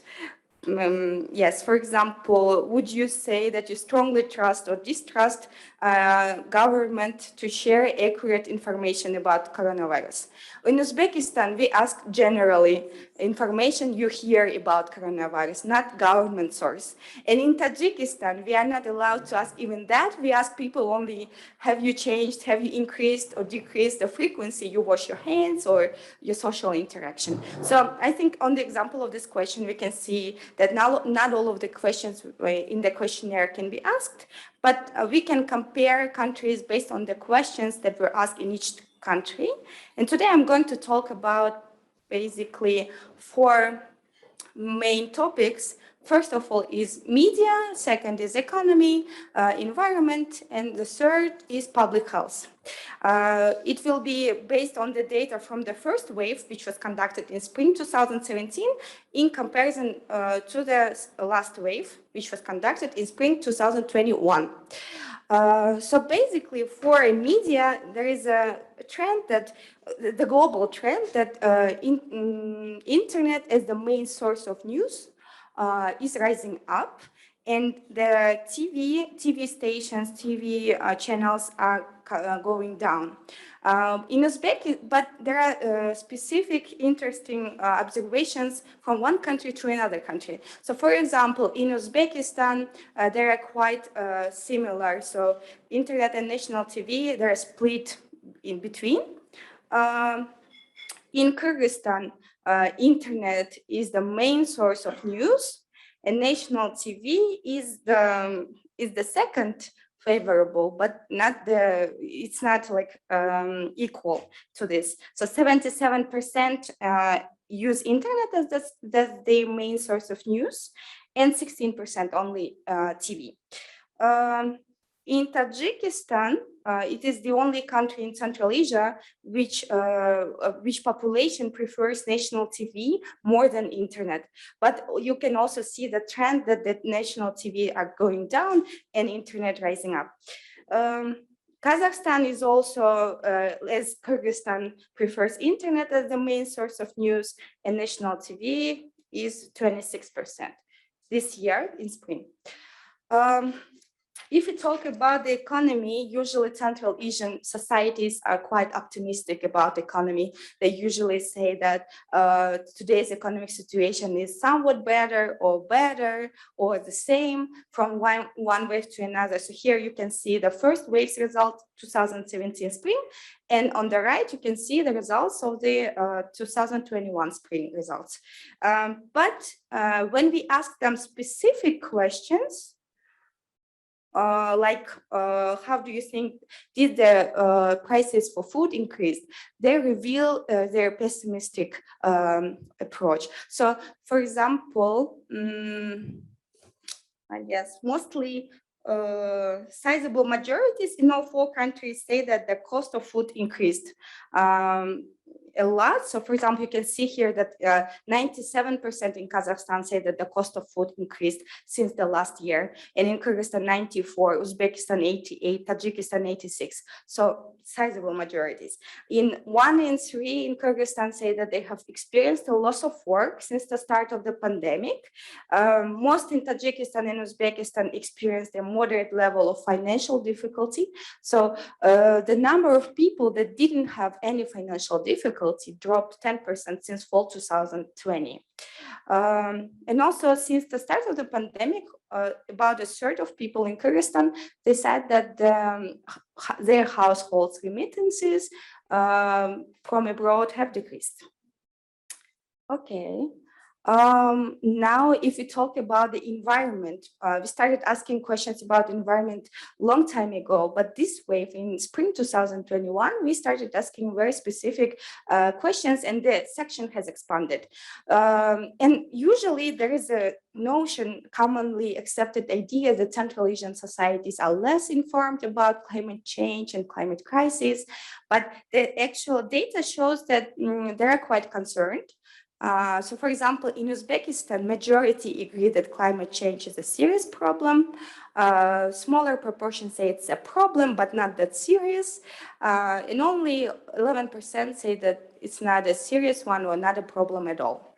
In Tajikistan, there are split of opinions on the seriousness of climate change. 47% say it's a serious problem, 16% it's a problem, not a serious one, and 16% say it's not a problem at all. But they still, in Tajikistan, they still think that 80% of Tajikistanis think that government should pay special attention to climate change issues, environmental issues. Okay, and also, just a second. Okay, well, I have just 1 minute. So the last section is on the public health. So all world was concerned about coronavirus, and our data from 2020 shows that there was a big concern, especially among older people. But this spring data shows that majorities in Kazakhstan, Kyrgyzstan, Uzbekistan, they remain concerned about the COVID-19, but their concern is fading down. So in autumn, in fall 2020, 85% in Kyrgyzstan were concerned. In spring, only 80%. And this trend corresponds with all Central Asian countries. Also, majorities in Tajikistan and Uzbekistan are willing to get a coronavirus vaccine. In Kazakhstan, they're divided. And in Kyrgyzstan, they say that they will not get a vaccine. Okay, I think I can conclude on this. Thank you very much, Kazia, for this overview. Just one question to you before we change speakers here. So in your own words, if you have to summarize it in one sentence, where is the social trend going in Central Asia? What would you describe as a trend here? Okay. Okay, in my own words, maybe very subjective, but for example, I guess people have become more critical of their government, or maybe of their situation, of their economic situation, because more people are answering negative answer options and choosing negative answer options than it was before in 2017, especially in Uzbekistan and Tajikistan. Like there were very low number of answers, like much worse or never, this kind of negative answer options. And what is the positive trend? I see there is sort of a negative trend in the attitude towards governments. I guess it's a positive trend as well. So maybe societies are being more critical. I don't know, but and also I can't assess it as negative or positive, because we just collect this data, and the scholars need to decide, maybe analyze it somehow, so that they will assess it some way in positive or negative. Wonderful. Thank you so much. Hello. So I'm very honored to be here today, and I'm not usually making presentation in English, so I hope you allowed me to read sometime, if not all the time. Yes, and I usually work with the issues related to the extremism and terrorism. But this is something that, again, may be near to the extremism, but like a grassroots level extremism. And I'm going to share with you the results of the study that aim to understand how community intolerance, repressive state policy results in towards the religious minority groups, results in their migration from their villages, small towns to the bigger cities in the country and abroad. And if being more specifically, it's about the Kyrgyz citizens who converted to the Christianity. And also this research is based on the analysis of the state documents, news archives, and interview with the religious minority groups, Muslims, and some lawyers and representatives of the state agencies. And a little bit about the religious background of the Central Asia that was quite diverse since ancient times, and this land hosted followers of the different religious groups, including pagan traditions, Tengranism, Nestorian Christianity, Manichaeism, I hope I'm pronouncing this well, and Islam, and many others. And after being a part of the Soviet Empire, it also welcomed a large number of the Russian Orthodox and Protestant movements. So, and contemporary Kyrgyzstan, usually in the official numbers, it's called that 75% of the population are Muslims, 5% Russian Orthodox, and 20% others. This category includes new religious movement, Buddhism, Christianity, I mean the Protestant part of the Christianity, and number of other religious groups. But these official figures do not do justice to reality, as they more give calculation based on the correlation between ethnicity and religion. So usually it's counted like all Kyrgyz, let's say Uyghur, Kazakh, Azerbaijan, like locals belong to the Muslim, and Slavic, Russians, Ukrainians, other Slavic ethnic as being Russian Orthodox. But such approach excludes a large number of people who are atheists or who converted to other religious groups. And after the collapse of the Soviet Union, after proclaiming freedom of religion, and when the boundaries was open, during this period of time, as a result of the missionary activity in new religious groups, the issue of the proselytism and conversion to new religious movement and Protestantism become a part of the political agenda. And as it was mentioned, because of this correlation between ethnic group and religion, these converters who often the converters to the local who converted into the new religious movements were considered as traitors of their religion, of ancestors, while these new religious organizations that converted these people were considered as a destructive sects, cults, and manifestation of religious and cultural expansion of an alien tradition. And there were public demands to prohibit them, since they were a factor of threat to the state and national security and the source of tension in the society. And it was mentioning that this huge discourse that was in the late 19th and 2000s were a lot of came from the Russian media, who also faced this discourse about the spiritual or, let's say, religious security, this anti-cult movement that portrayed new religious movements, Protestant organizations as really aggressive, as manipulating with like demonizing them. And here in Kyrgyzstan, it leads that the liberal policy in the sphere of religion became more strict, and there was a control over the activities of religious organizations.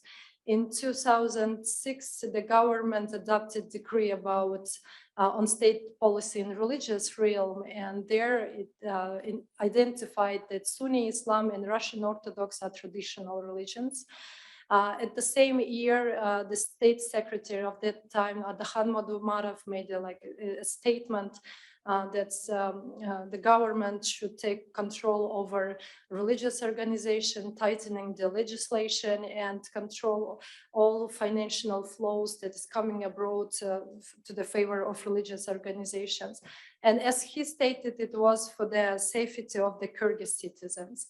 And in a number of documents at that time, it was like government documents, programs, was mentioned that danger of the destructive totalitarian groups, reactionary sects, extremist trends as a huge challenge to Kyrgyzstan, and also identified involvement to indigenous use to the various Protestant religious organizations, proselytism, and uncontrolled construction of and opening of mosque, madrasa, and church, and lack of control over the religious organizations. All of these were recognized as a threat to interethnic and social harmony in the country.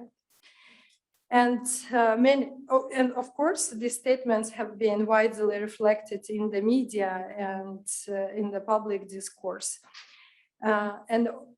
This attempts to build a dialogue between so-called traditional and non-traditional religions in many ways were really declarative, and the main stumbling blocks were usually questions around the questions around proselytism, conversion, and burials of these converted guys, and the charitable activity. And one of the first conflicts occurred in 1997 in one of the villages called Iskra, and was between Kyrgyz Christians and local community, it was related to the burial of the Kyrgyz convert in the local cemetery that was recognized as the Muslim cemetery. And villagers demanded that the relatives of the deceased traitors be punished as severely as possible by denying them water for irrigation and by expelling them from the village. And there was a number of this kind of conflicts and still going on. So the last, maybe not last, very well known conflict occurred in 2016, when the old lady from the south part of the Kyrgyzstan was buried and reburied 4 times. And what is interesting about that case that the villagers, the local community that went to this family and didn't allow them to bury the deceased, they were accompanied by the police officers, were accompanied by the local administration and imams, and the family members were forced. The demand of the locals were to renounce Christianity, to convert to the Islam, and even after that, they weren't allowed to bury the body in the local cemetery, and at the end, the body was buried somewhere in the mountains. And in 2018, also, it was the conflict in Tamchi village, when a young boy was beaten by the locals and with the serious conditions was hospitalized. And the police officers classified this incident as a domestic conflict and refused to launch an investigation. And after only when the lawyer made the statements in the media and wrote complaints to the relevant state bodies, even to the president, after that, 2 persons were sentenced for the home arrest. And analysis of such cases, they show that a lot of youngsters who involved in this kind of conflicts. And here, the citation that I've done during the visit to Ananyevo, together with the State Committee for Religious Affairs, again, it was related to the local conflict. And I guess this statement like shows how media form the reality. If you look like here mentioning like the sects, cults if in English to spell, and how this overall discourse in the 19 about the Ukraine, Maidan, Banderas influenced it for that, and the perception of the locals that if you see here, like we are ashamed that the Kyrgyz walk around with the Christian books and work as the missionaries. Yeah, I like this citation. Also, there are other examples how it reflects to the life of these converted Christians. They might face discrimination in the local level, not only psychological, but also it leads to for some economical reasons. But what I want to say, to shift and say how to understand this intolerance. It looks like we are really intolerant society, and this kind of examples are left unpunished. But I guess to understand this, we have to understand how religion, what is the religion in the post-Soviet countries, and what is the process of Islamic revival, how it's going on. And during analyzing, if we analyze the state policy in religious realm, the corresponding public discourse, the reaction of the society to the religious diversity, we will see that the religion, it's still in understanding religion dominated this security approach, and it's a lot of the Soviet in this understanding that all which is related to the religion, it's related to ideology. What's related to ideology has to be under the control. It's a security issue, and especially for those organizations, state organizations, who is responsible for the ensuring freedom of religion, they are usually making saving traditional values from non-traditional beliefs. And here also I have to mention that during the Soviet time, this invisible or less visible in the public sphere religion, after the collapse, they became more visible. And this discrimination and intolerance that are faced not only Kyrgyz converts who face this, but the big Muslim community who prefer to appeal in the public space with their religious attributes. And the Muslims call this as an Islamophobia, but it's quite interesting when the state identifies it's like we have traditional Islam, 75% of Muslim, and have this Islamophobia. Yeah, there are lots to say, but I will stop here. Thank you so much, Indira. That was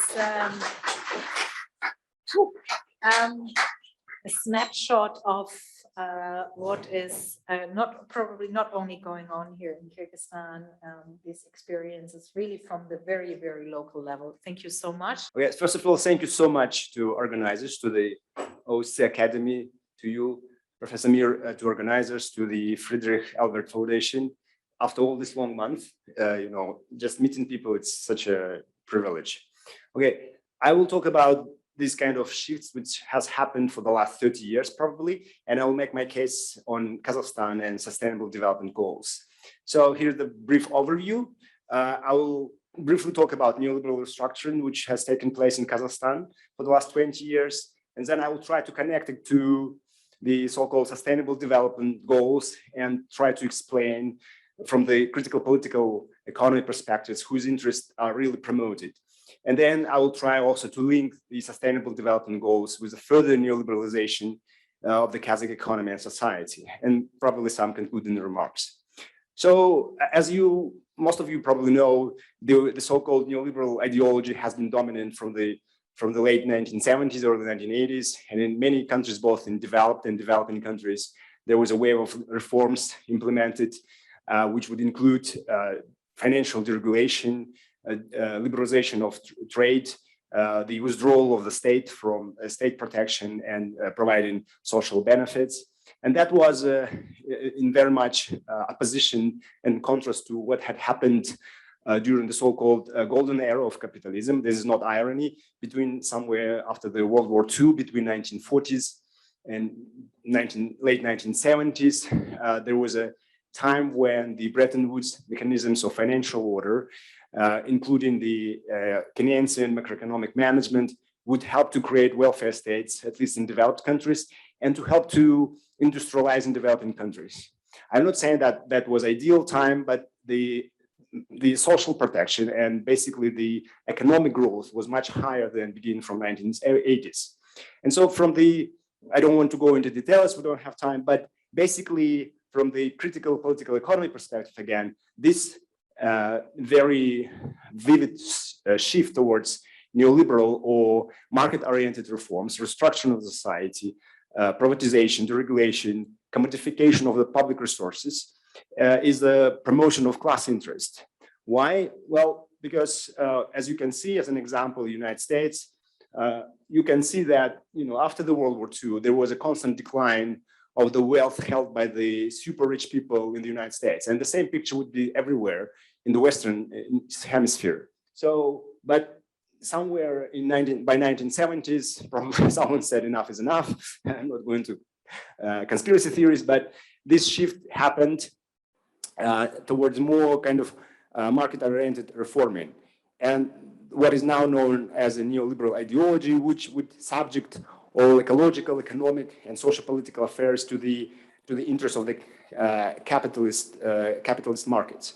So in terms of Kazakhstan, what has happened in Kazakhstan, as in many countries, by the way, in Argentina, especially in Chile, in Portugal, in 1970s, 1980s, there was a kind of a very naive approach trying to say that marketization means democratization, and democratization means restructuring the economy towards the market reforms.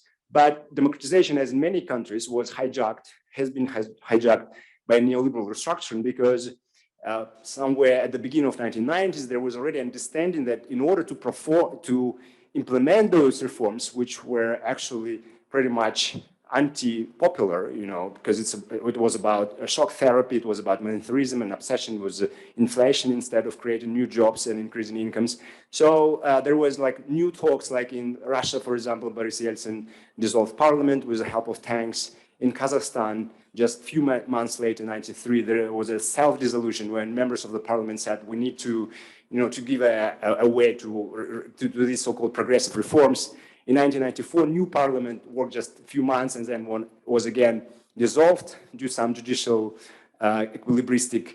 And in 1995, we actually amended new constitution, the current one, with very strong presidential powers. So all that was surrounded by a kind of Soviet-style propaganda, with the stories about Pinochet and Chicago boys, and how very romantic stories, how these Western-educated guys would come and they don't talk, they don't waste time, they just do things, they implement those progressive reforms. So there was an epistemological shift trying to persuade people that it's not about politics, but it's about reforms. So that's why depolitization, not only in Kazakhstan, but in many countries of this region, in Eurasia especially, is a very much fundamental cause in order to undertake those very unpopular and drastic adjustments programs, such as shock therapy, as I said. It is also about domination of free market ideas. As I said, instead of creating new jobs and increasing income, it was about obsession about having independent central banks, which would try to control inflation. It's also about foreign direct investment, FDI, driving development, when there was a belief, and still a very strong belief, that it's all about attracting as much possible investment as much as possible investment. So, but basically, it ended up with adopting the rules to the rules of the global capital, and convergence to the Anglo-American, Anglo-Saxon, type of capitalism in the region, which historically has never experienced that. Though we know that there is a variety of capitalism, so it could have been other type of market reforms.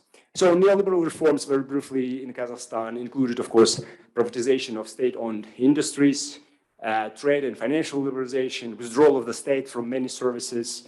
We joined WTO in 2015. Kyrgyzstan did even earlier, and it was always presented as some kind of success story. You know, we're in WTO now. Some experts believe that these radical neoliberal reforms were even more radical than in some Western social democracies or Eastern European countries. For example, in Kazakhstan, we practice very much extreme monetarism. There's a constant commodification of public resources. We have very flat taxation rate, so it doesn't matter if you are paid $500 or $5,000 per month, everybody pay 10%. It's very flat. And our nominal corporate tax rate is much lower than in most of the countries in the West or in Eastern Europe. So the outcomes, of course, were not that positive, at least for the majority, didn't bring stability, this shock therapy. The life expectancy decreased, especially for males in 1990s. It increased now, but still there are some consequences. So you can see that, for example, Belarus and Uzbekistan never practiced this kind of radical restructuring. And before there was an oil boom in Kazakhstan and Russia, in some aspects, especially of social development, Kazakhstan was kind of taken back. So the seeds which were planted also led to what social and political scientists, your colleagues, would call neo-patrimonial capitalism or crony capitalism. But at the end of the story, it's all about, from the perspective of critical political economy, we believe it's about the reproduction of the particular mode of capital accumulation, which is a neoliberal capital accumulation. That was a very opportunistic time to reorganize social institutions for the ruling classes. And for the region, it was a time for the emergence of a new business class, comprador classes, not only in Kazakhstan, but in Uzbekistan, in Kyrgyzstan, Tajikistan, and in Russia, of course, in many other post-Soviet countries. So that new business elite or comprador class, they grabbed this opportunity for to be embedded into this global development architecture, which is under the rule of the neoliberal governments, and to implement the upward for the benefits of the upper classes and outward for the benefits of the transnational capitalist class income accumulation. There are very long stories how those actions took place. It's very slow, with the help of both internal and external actors. But at the end of the day, the new international financial order was also established in Kazakhstan, and it goes in hands with the so-called development architecture of the modern world, of the modern contemporary capitalist system. So as an example, let's consider the so-called sustainable development goals, which is a very fashionable idea in the region and everywhere. So historically, we have to remember that the first talks about inability of the biosphere to cope with constant economic growth were raised in 1970s. And there was an understanding that there's a scarcity of natural resources, that the planet at the end of the day will not cope with that. And that the answer is not about in order to fight poverty, for example, to grow, but it's about redistribution. And the new political economy at that time, back in the 1970s, already questioned the status quo, saying that, well, we need to redistribute both on the macro level between the so-called global south and global north and within the countries. So of course that challenged the status quo because nobody was ready for that. Everybody wanted this constant economic growth, especially when it is about income accumulation. And by the end of by 1980s, the sustainable development idea, initial one, was stripped of its critical content, right, under the political pressure, of course, of the global elites. So by 1983, the famous Brundtland Commission didn't have any mention of the initial ideals of environment and development nexus.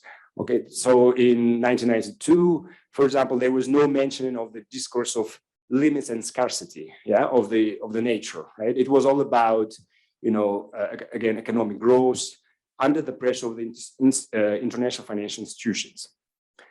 Okay, so again, from the critical political economy perspective, sustainable development goals wow, to some extent is about neoliberal hegemonic order. So I thought it's like 30 minutes. I think you should move to the case of Kazakhstan. Okay. So I'm going to focus on Kazakhstan and sustainable development goals, how those goals further embed the country and the region into this development architecture. So I will focus on three examples on the overemphasis on economic growth, microcredit, and competitiveness, which are the tools of the global development architecture and global financial order. So this overemphasis on economic growth is very popular among bureaucrats everywhere and technocrats. So basically it says that in order to cope with all the problems, with poverty, with inequality, we need to grow. However, the countries of our region, in order to grow, it means that we have to extract even more wealth, more natural resources, because in the global production chain, we are suppliers of those natural resources. And for Kazakhstan, for example, even at the very beginning, there was an understanding that we need to diversify our economy to reindustrialize. It was not possible to do because we actually tried to attract more investment and to extract even more wealth. And as a small example, we did created the national fund, NFRK, and it accumulated a lot of wealth by almost like 70 billion, the hugest in the region. But the way how it was used, we were said that it's about the rainy days, it's about for new generations. But when the crisis came in 2007 and the stabilization program allowed to use those money, 9 billion out of 10 billions were given to 4 private banks. And this is an example of very huge type of accumulation of transfer of wealth, unprecedented in the history again. Microcredit, again, very fashionable idea in the region. I know it's not only in Kazakhstan, it's in Tajikistan and Kyrgyzstan, where everybody's saying this is about access to financial services, and all these examples about poor females in Bangladesh who make their own business. But now there are empirical evidence show that behind those microcredit are local banks who are promoting the financial interests of the global financial institutions. There are evidence that they always microcredit organization practice usury. In fact, a very predatory percentage rate. They don't help to assess healthcare or education, and there is a lot of criticism sometimes. Sorry, we are running out of time. Very paternalistic that people are, so illiterate that they take money. No, they take money not because they like it, just because they don't have income. They don't have income. And so the same story with competitiveness, which is the idea of the World Economic Forum. Competitiveness means, in the terms of, in their own definition, the ability of a national economy to achieve sustained high rates of economic growth. And the second part says about innovation, but Kazakhstan and countries of the region are condemned to be only in the first part because, in order to sustain this economic growth, we need to extract even more wealth, and never diversify our economies. So I have to. Yes, maybe one final sentence, what this means for people on the ground in Kazakhstan without. Sebastian was talking about knowledge creation. So I believe it's all about creating new emancipating projects. It's about disseminating new knowledge. It's about, trying to engage both practically and theoretically in the creation of this knowledge and disseminate it in the region. Thank you very much. Okay. Thank you very much. Thank you very much, Anja, and to all the organizers, of course. It's very nice to be in an in-person conference. It's as though you are relearning to socialize, which is quite nice. Yes, today I will be presenting on,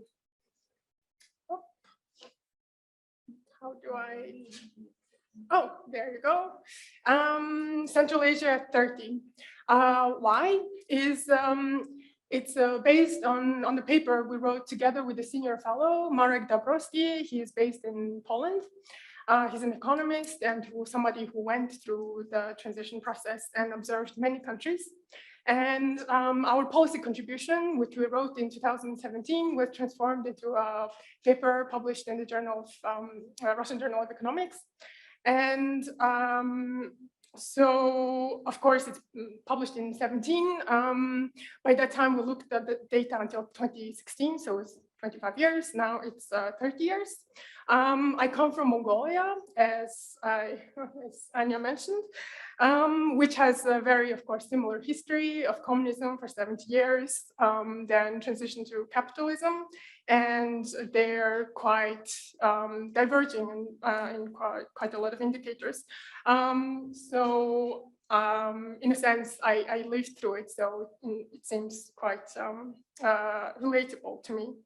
Of course, this is my first time in the region, and I will really zoom you out from regions or even countries to give a macro perspective in terms of international economics, macroeconomics, what's going on in the global economics. So considering the task at hand, looking at 30 years of data for 5 countries, you would excuse me if I fail in some aspects. So this is the structure of my presentation. Thank you very much. I'm very happy and pleased to be here, part of this great event. It's really interdisciplinary and very scholarly discussions and presentations. Thank you very much for all, and very delighted that we were invited to this conference. So I will talk about the economic development of Central Asia and in terms of digital economy, but I will look at from the informatization and digitalization policy of Central Asian countries.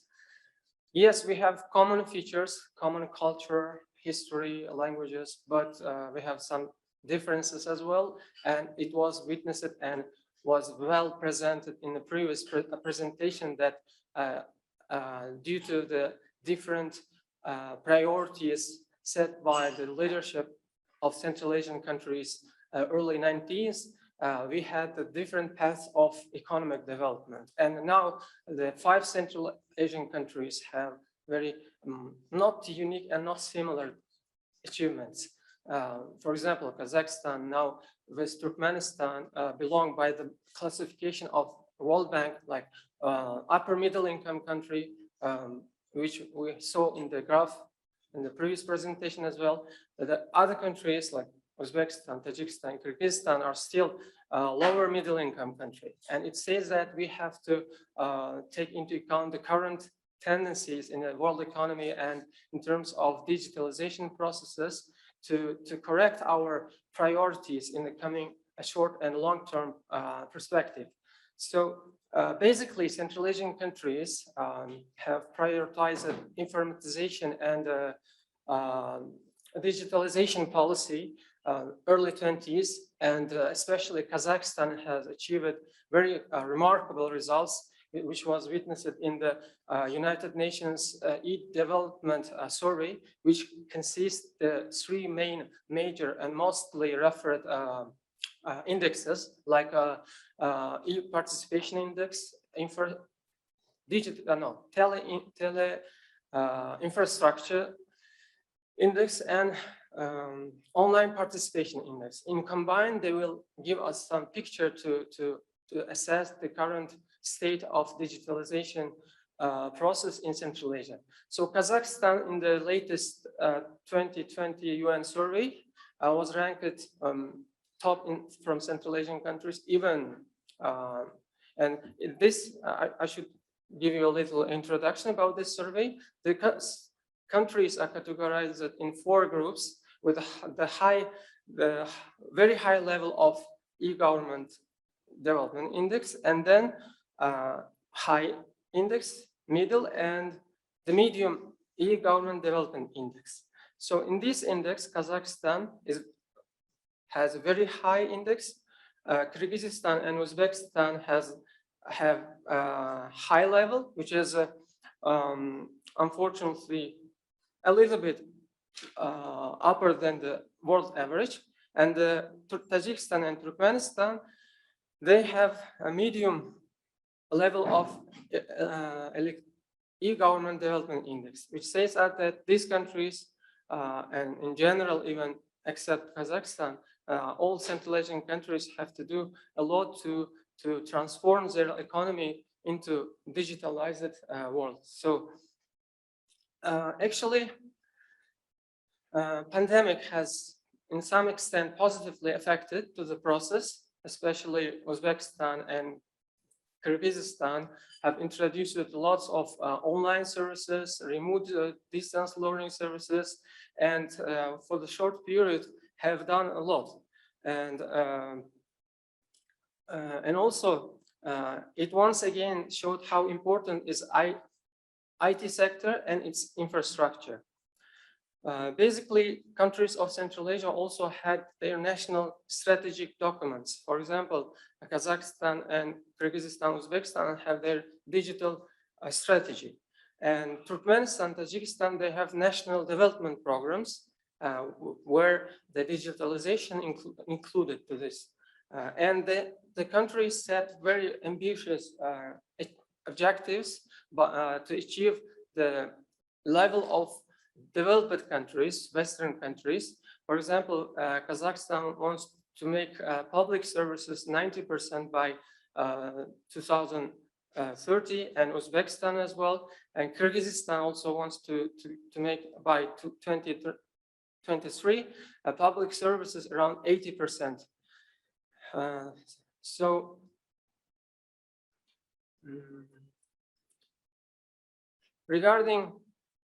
Regarding remaining problems in the sphere, and to make my presentation shorter to fit the 10 minutes, I should list the main major challenges and obstacles which are common to all Central Asian countries.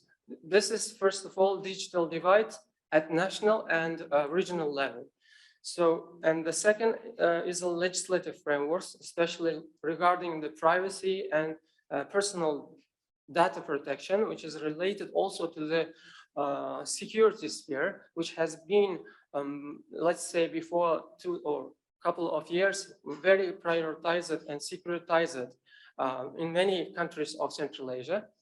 But today, this is still remain a major problem.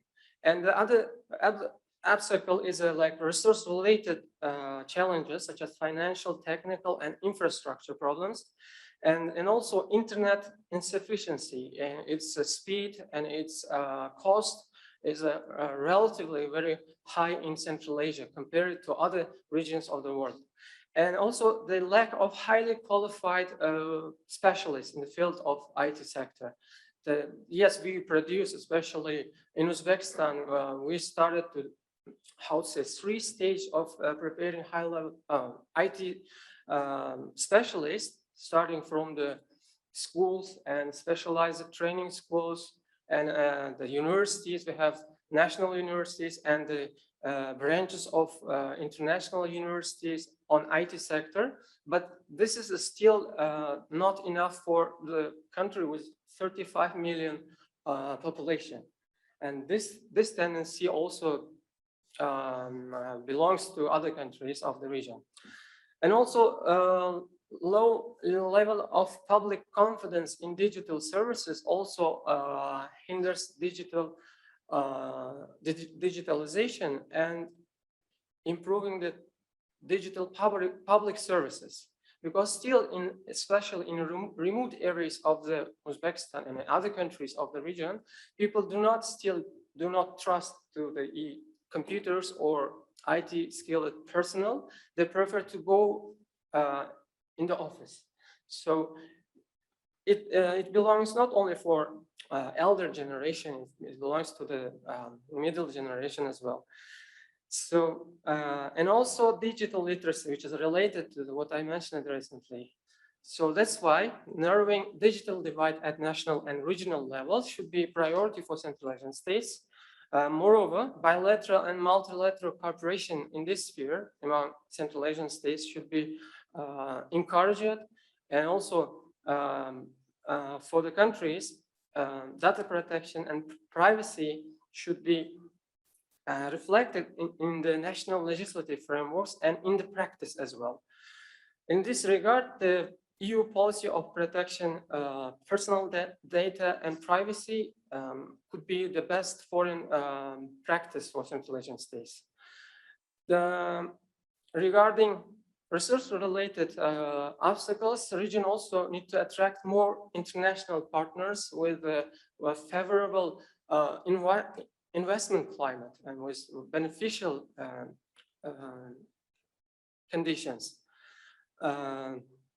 Also to modernize national economies and accelerate the inclusive sustainable development, foreign experience, especially from the Western countries, have to attract it. Why I'm talking about why most Western, because most of Central Asian countries, Kyrgyzstan, Uzbekistan, they do not have, due to their income and capacity, don't have the alternative to buy or to loan the high tech from, let's say, America or Japan or United Kingdom. They have cheaper alternative from China.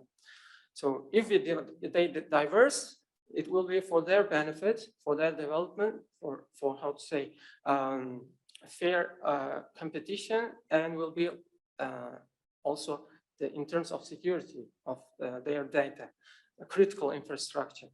So to encourage intra-regional cooperation in digital sphere, along with private partnership, the countries can also boost bilateral trade through the border controls by digitalizing border controls and to shifting to paperless documentation or bureaucracy.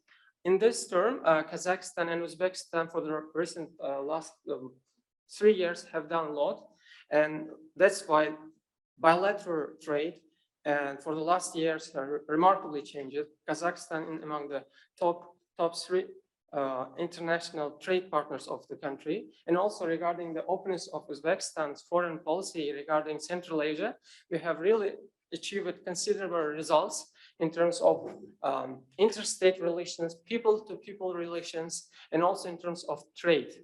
For instance, today, Central Asian countries in over total foreign trade of Uzbekistan, their share is, for the latest data, is 16% of regional trade. It has been, let's say, 5 years ago, less than 10%.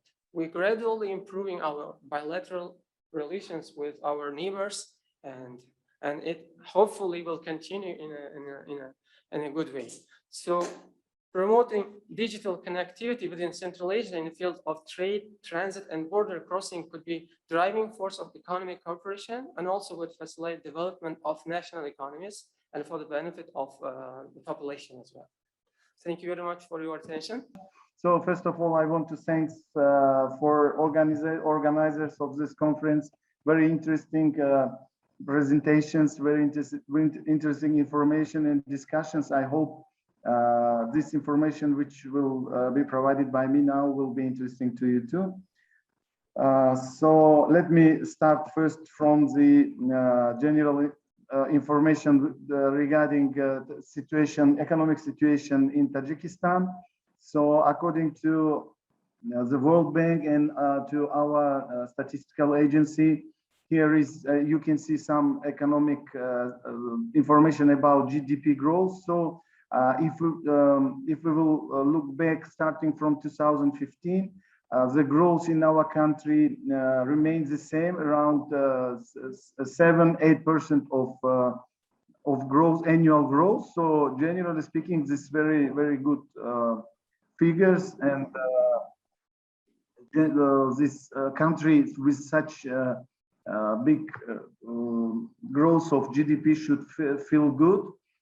If we will take a look on the structure of the share of each economy to this GDP, we can see that most of this is 5.2% in 2029 is made by industry, and this is one of the concerns of those who are recommending our government to make some restructuring, because this industry means the big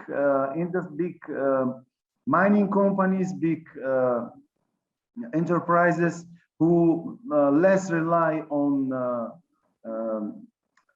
physical labor, on hiring population. They are more rely on some technique, on some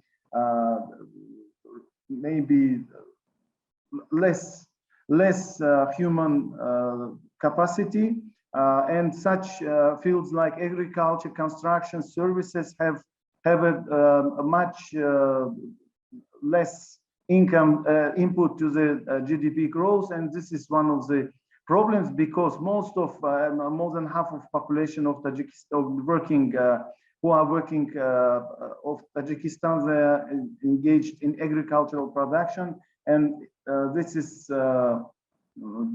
demonstrates that population engaged in the works in some field which is not very productive, and income generated by these spheres are not so good.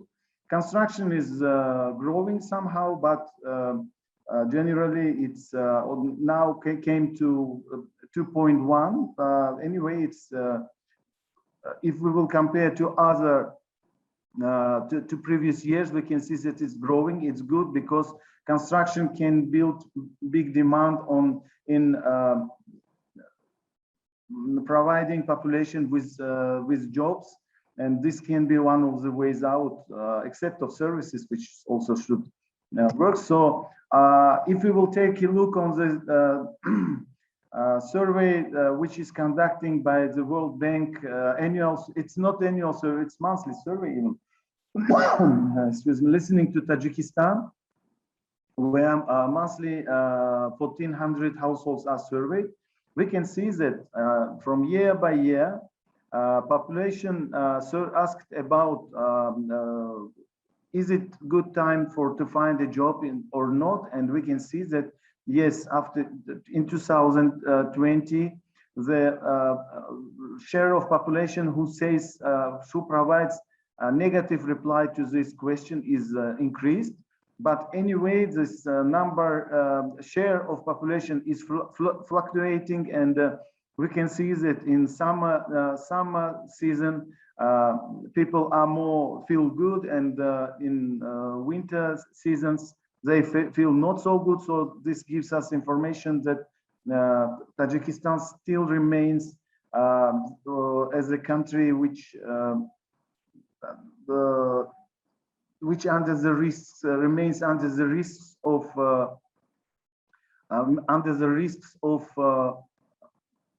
being affected by different situations. Mainly, it's depend on agricultural production, which is strongly related with seasons, and this is one of the problems of population. And population tries to adapt to this situation during last about 15 years. One of the ways of adaptation to this situation is entrepreneurship. But if we will take a look on the situation with the small and medium enterprises, we can see that out of more than half a million entrepreneurship entities, business entities, we can see that most of them are sole proprietors. It's individual entrepreneurs, so-called. So less than 10% on only legal entities. What does it mean? This means that first of all, small and medium business it remains only small. Small means that population relies only on the type of business model which relies on one person, one man show, or maybe family type of business. Mainly, it's again agricultural type of business, and mostly they are taking care about one day income to have food, to have some money for today food and consumption, or if it's agricultural production, it relies on and counts on the collecting of some stocks, growing some agricultural stock to go through the winter. So mainly this is a business for survival. And Partly, this is a reply to the current situation with not enabling a business environment. Our tax burden, according to the different calculation, fluctuates between 65 and 87% of company income. So this means that mostly companies have to work to pay taxes, but not to be stronger, to be more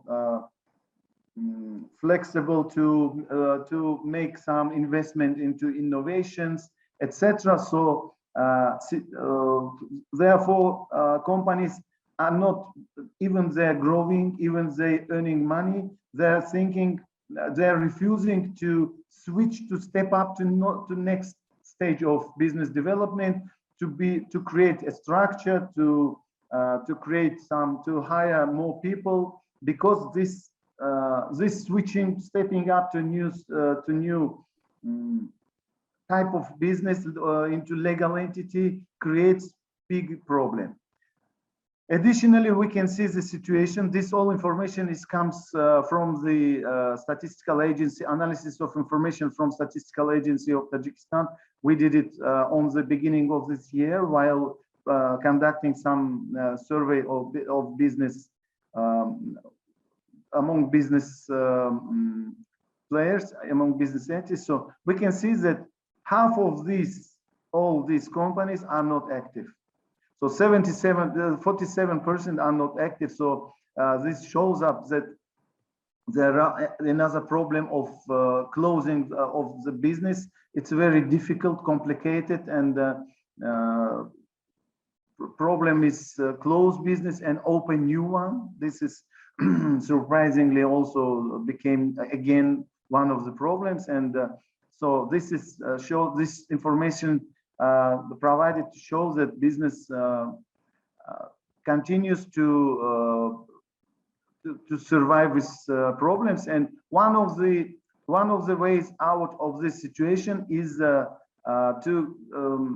migrate, somehow deal with Russia. So now we can see that for this information comes from Ministry of Internal Affairs of Russian Federation by the end of the 2020.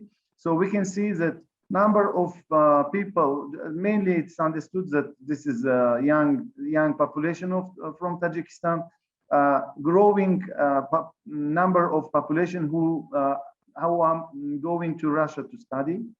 So this is by 2019 it came to even 50. Can you hear me, please? Yes, we can hear you, Karaman, but you have 1 minute left. Please wrap up. We can see that it's growing. It's growing. Again, a number of population who go to the labor migration to Russia also growing. So we can see that starting from 2016 up to 2019, it's came up to more than 800,000 to more than 1 million population who are living, who are choosing Russia as a destination to work, to temporary work. This is a labor migration.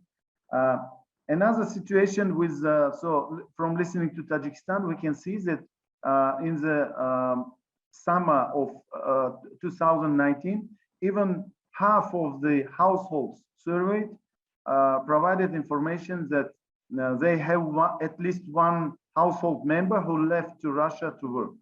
So mainly our destination, 95 or 97% of our destination is Russia. We have also labor migration to Kazakhstan, to some other countries, but comparing to Russia, it's very small numbers. Therefore, I'm talking only about Russia. So if we will look on this again on the statistics. Karaman, we really have to wrap up now. We are running out of time. Just I will. So we can see that up to more than 200,000 population left to Russia to get Russian citizenship. So this is also one of the strategies of life. So if we will take a look on situation with the youth, we can see that level of employment among youth 18-30 years is only 27%. And we can see that they are not working because studying. Among boys, it's only 49% studying, and among girls, we can see it's 1/4. Other girls are taking care about family, about children. So and in this slide, we can see that cultural issues also matters, and we can find from this table that mainly girls are not free to make choices, and mainly decision makers on them on their behalf, it's their elderly parents, brothers, sisters, and family.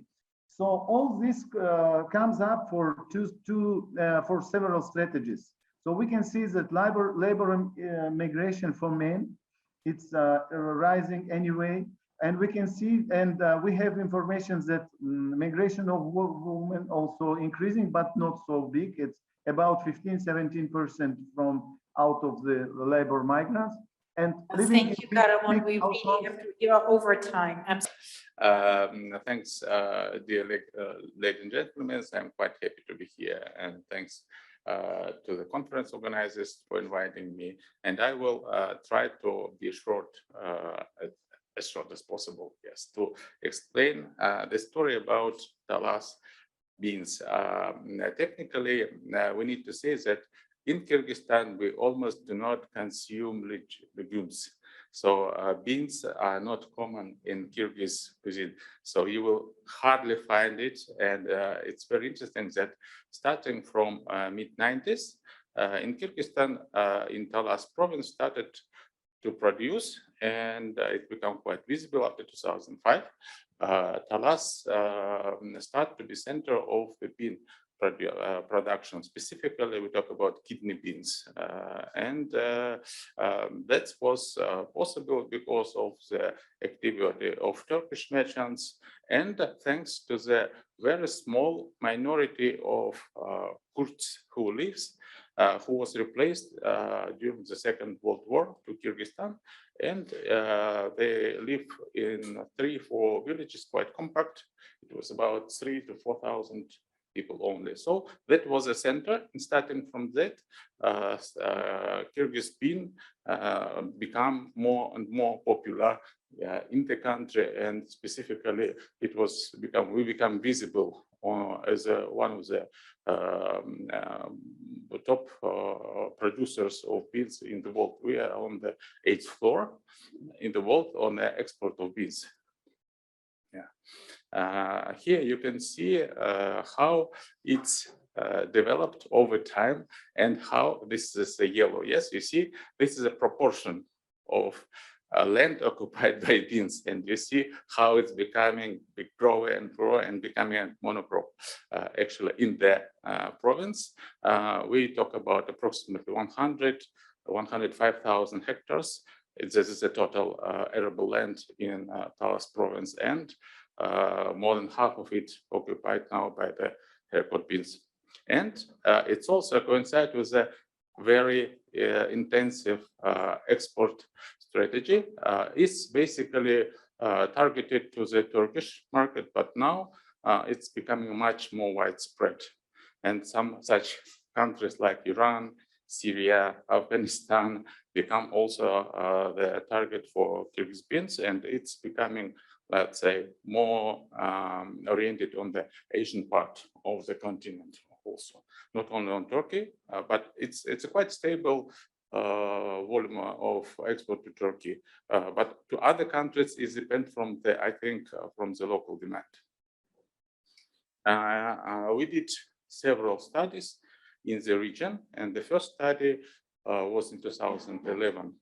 What we found that even if it's quite typical rural area, basically crop production, livestock production, but there was some very interesting findings. I will skip it. What we found that those farmers who have land as a first factor, and the second factor who chose to cultivate kidney beans, they have higher crop production index. And they earn more money and they are less poor. So that was the first finding, but it does not explain for us who selected and why why those farmers select specifically those crop to cultivate. Two factors very important. Not only first factor is a distance to land from your home. If it's in the zone from 0 to 5 kilometers, it's zone 1.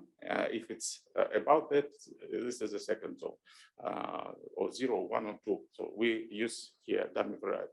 And the second, we found that it's grow well not everywhere in the valley, but it grows on a certain altitude.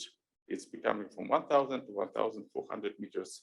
If it's higher, it's too cold. If it's low, it's too hot for them. So there are central part. It's basically Karabura and Bakata districts. So where it's not 55 or 60% of land. It's close to 90% of land occupied. And these two factors, land and also altitude, perfectly actually explain why the beans farmers and why this how this strategy was formed. It was like a natural experiment because farmers tried to grow up it everywhere, but it didn't grow well in everywhere. It's grow on a certain conditions. That it's also explained partly why we do not see beans farms in, for example, in other areas. It's because of the natural and climatic condition, and also distribution of land plots among the rural residents. What the conclusion was?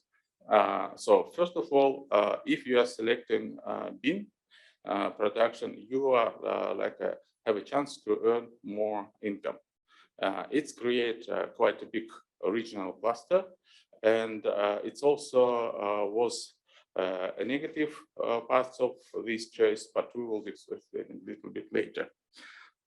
Okay, and what was the positive effect of the selection by farmers? Kidney beans as a choice crop. You will see this is the poverty level, and you will see above national poverty level. It's much lower. Actually, last year, Talas province becoming the least poor province in the country, even better than Bishkek. In Bishkek, it's about 15%. In Talas, it's 12.5. This is a dramatically different compared with any other province in the country. And you see also how unemployment rate low there.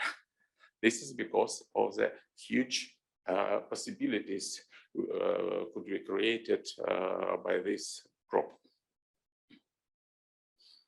Another study we did also in 2016 later about how the profit along the value chain developed or distributed among the farmers.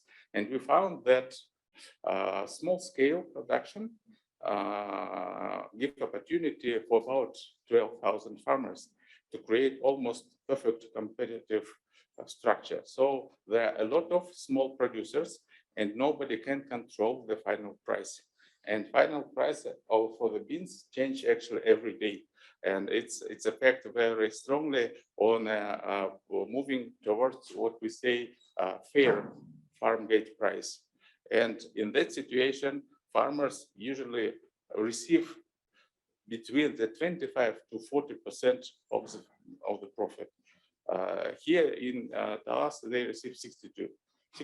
It's for 2016, but it's also create a lot of opportunities, for example, for purveyors, for commercial dealers, for transporting, for processing.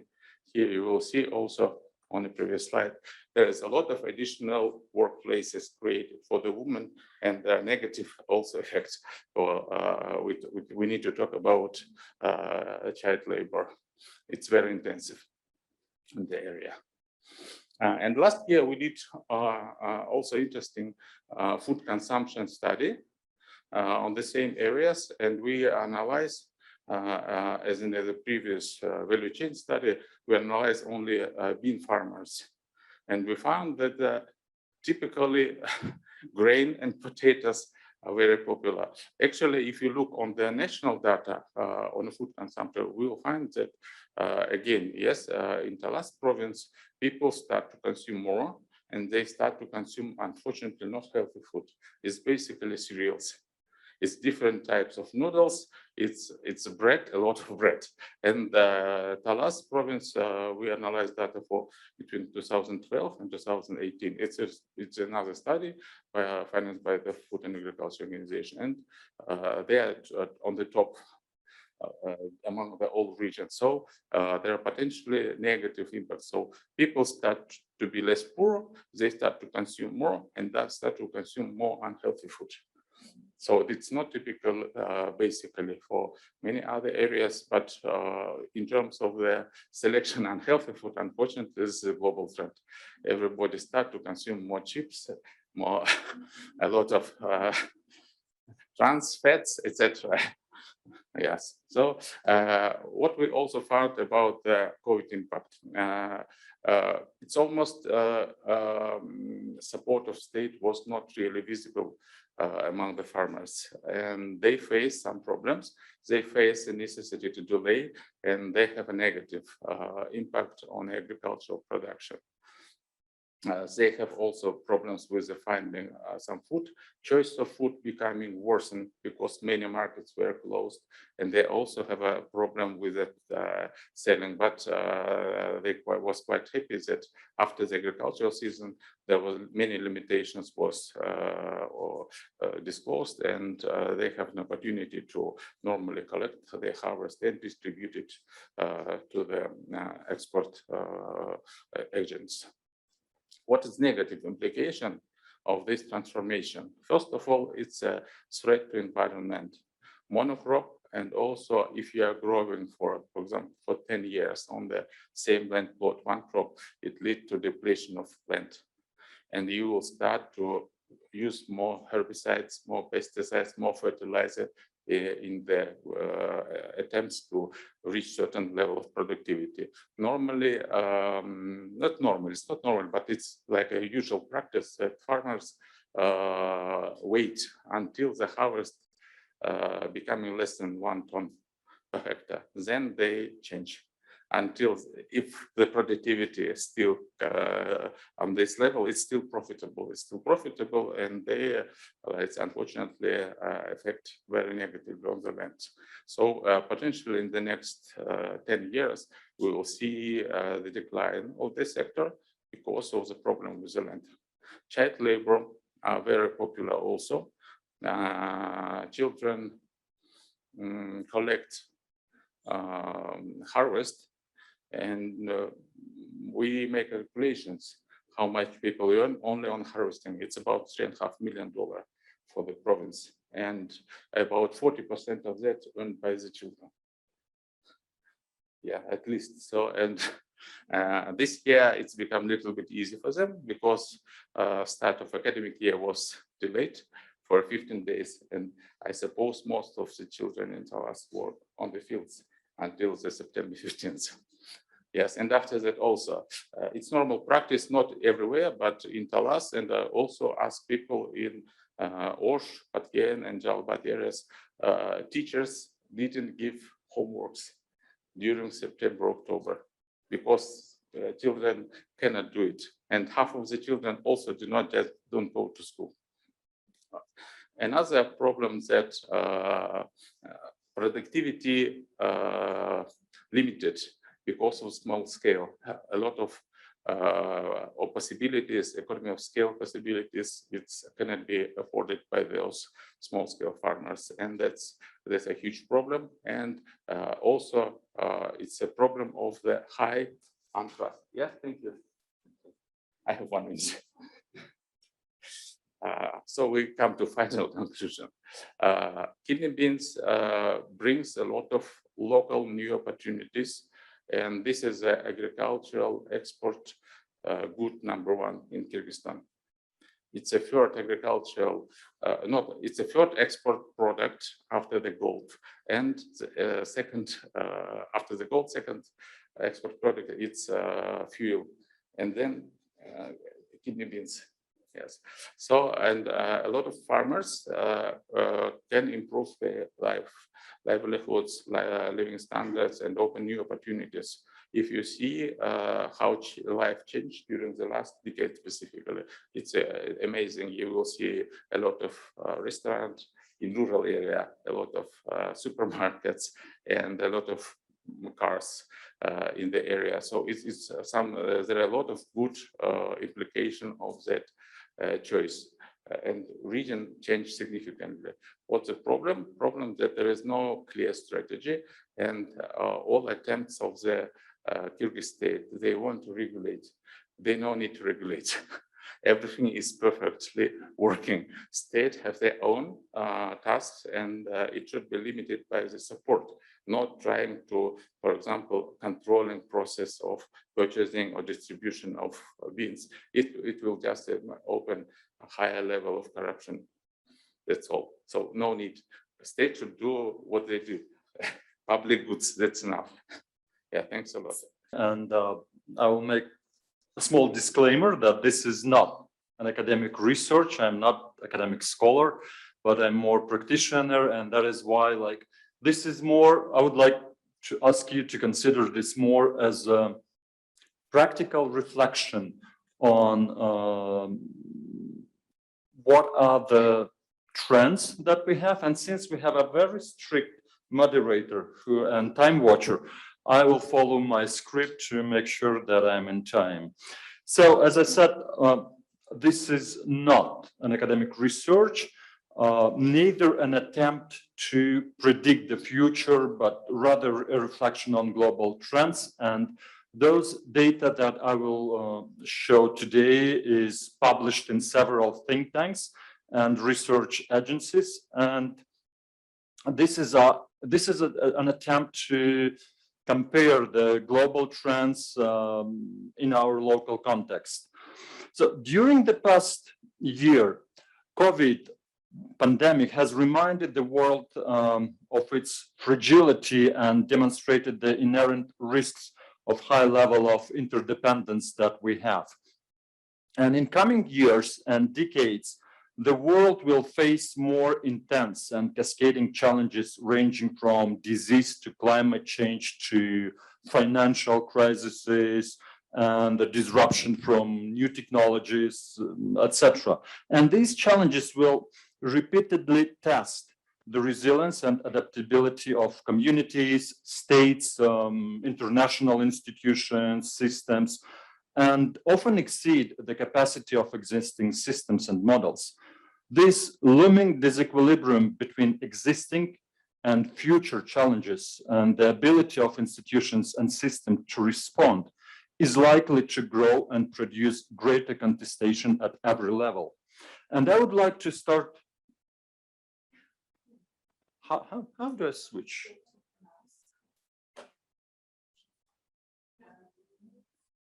Okay, good.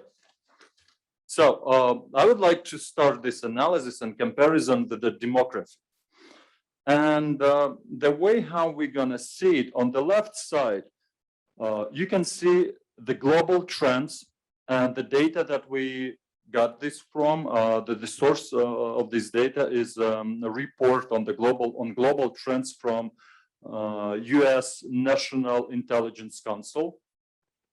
And I would like to go through and compare it with the local context, with Kyrgyzstan. So as we can see, population growth for the last 2 decades were more or less stable, and the prediction for the next 2 decades is that it will be declining. But comparing with Kyrgyzstan, for the last 60 years, the population growth in Kyrgyzstan is quite stable and very likely will continue. But the age structure, if we see the global trend, is that the median age is growing, so people getting older globally. For the Kyrgyzstan, the prediction is that it will stay more or less younger comparing with the global population. And currently, the average age of Kyrgyzstani citizen is 26 years old. The age dependency ratio, so the percent of working age population, is quite high.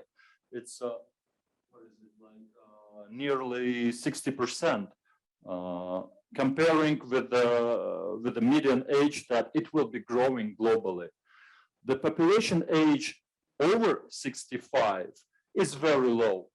It's like it's like 4.7%, while globally it's also growing. And the poverty rate, as you can see, there was a dramatic decline of poverty rate in Kyrgyzstan, but for the last couple of decades it's more or less stable. Unfortunately, there is no data on the middle class, and even seems like there is no definition of the middle class in Kyrgyzstan. But in 2014, Kyrgyzstan joined, it was recognized as a lower middle income country. And the urban population, as you can see, yes, we are in the global trend. It's a growing number of people who are moving in cities. And all those trends are important to keep in mind because we will come back to them during this presentation. And where is it? Yep. So I would like to discuss also and reflect on the hyper-connected world, which is also a very interesting trend because during the next 2 decades, the pace and impact of technological developments are likely to increase, transforming societies and governance. Though Kyrgyzstan is not the most technologically developed country, the penetration of technologies allows its government to use all the benefits of technological progress, but it also comes with the high risks and with a number of risks. And the first risk is about algorithms. AI that are built externally, or it's not just about AI, any code actually that is built externally and used without adjustment to the local context brings a high risk that the ethics of this code, the ethics of this AI that is used might be lost. Frivolous use of foreign technology and algorithms in public service may lead to unfair decisions, biased conclusions, and violations of digital rights. One of the examples is a concept of a smart city, a concept that is so favorable now in most of developing countries, including Kyrgyzstan and most of the Central Asian countries. A concept that is heavily corporate driven. Almost every tech giant, including like Cisco, Huawei, Microsoft, and a number of others develop and propose their own concept of the smart city, where the budget starts from $20 million. But quite often, those projects start with the stage of a safe city. Just in case of Bishkek, like who knows, remember that in 2017, in February 2017, Kyrgyzstan Bishkek City Hall announced a call for implementation of a smart city concept. It was very close to award this contract to Huawei and to a company which is affiliated with the Chinese government, actually. And the first thing that Huawei proposed was introduction or development of the mass surveillance technology. And the next stage was about face recognition. And that was the core of the idea of the Safe City project. But mass surveillance does not predict, neither prevent from crime. If we want to create a real safe city, we have to understand what data do we generate, what data we actually have now, how to analyze, what we look for, and we have to build open access to city data and engage civil society that has a huge intellectual potential for data analysis and research. I'm not naive to say that every single user has a capacity and expertise to contribute to data analysis.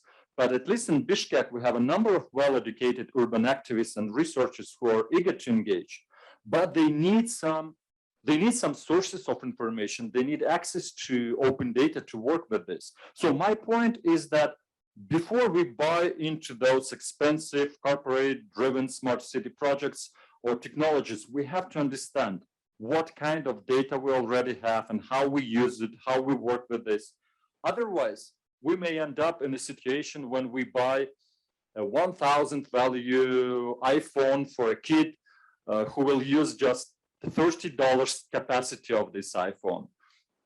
So the question is, for the future, what do we actually choose? Digital authoritarianism or digital democracy? Because at this moment, two options are equally available for us.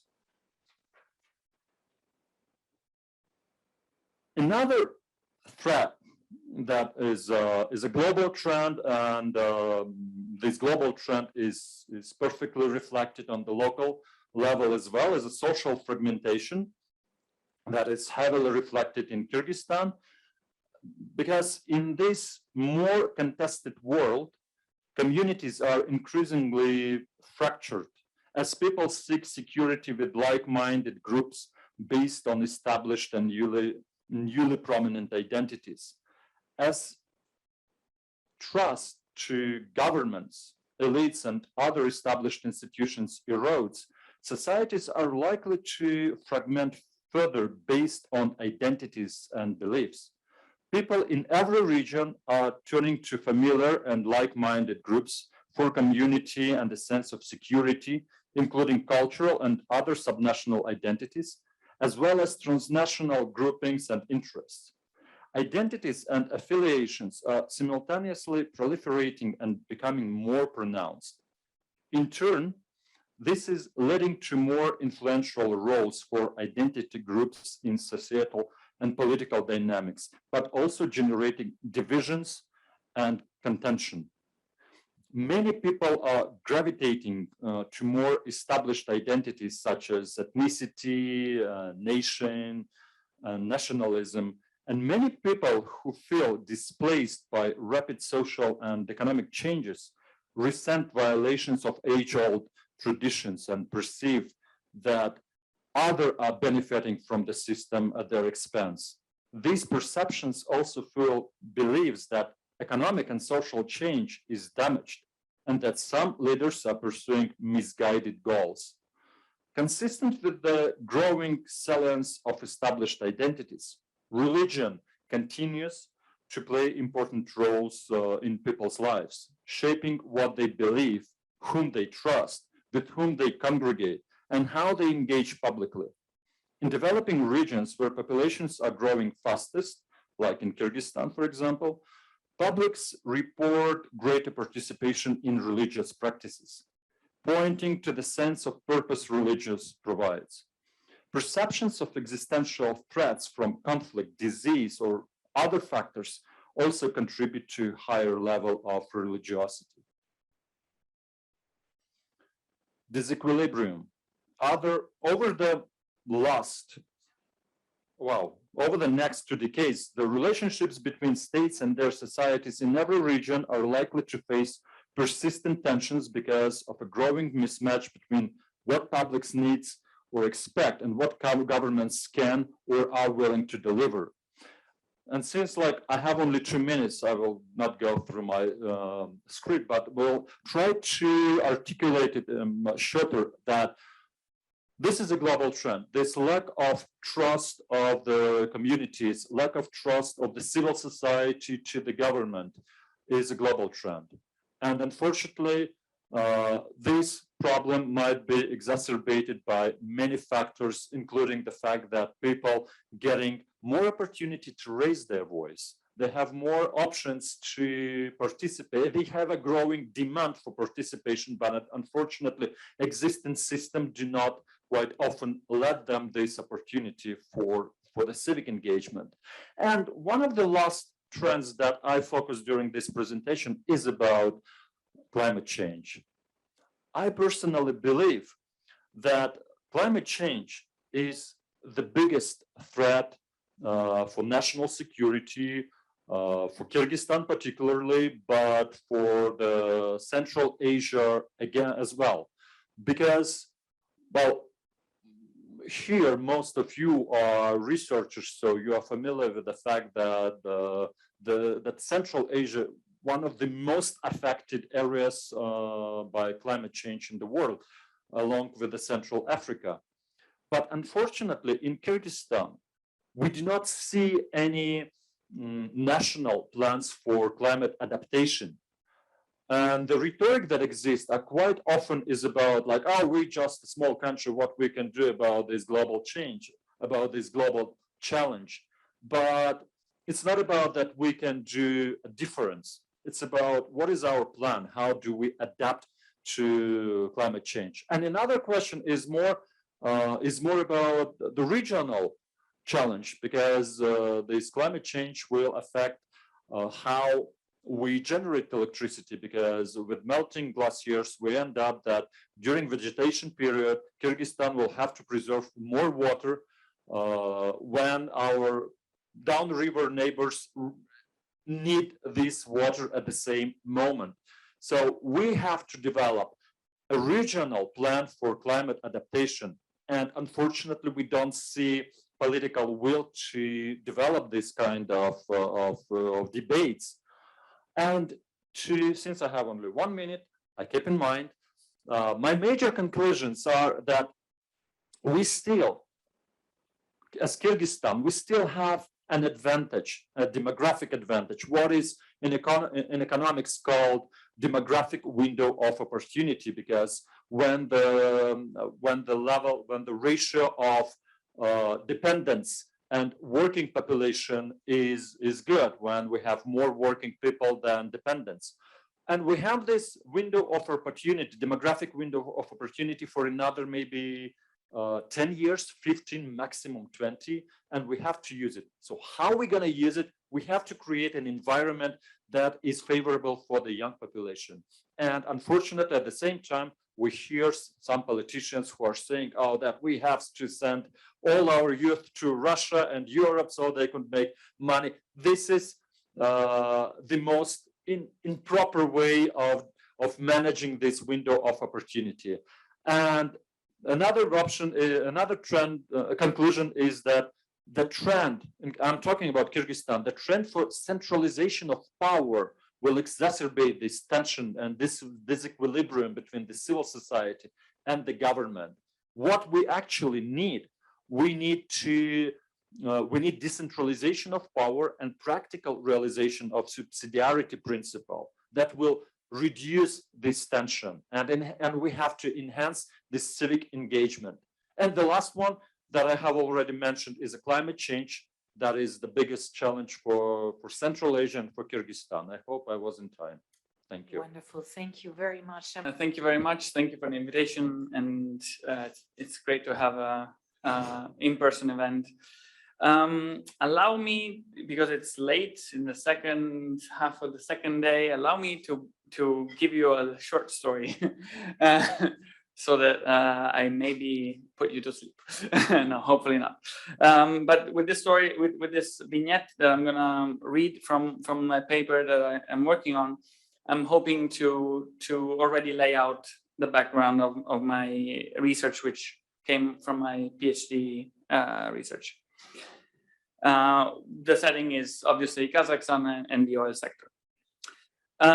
His brown shoes are always shiny. His linen suits are never wrinkly.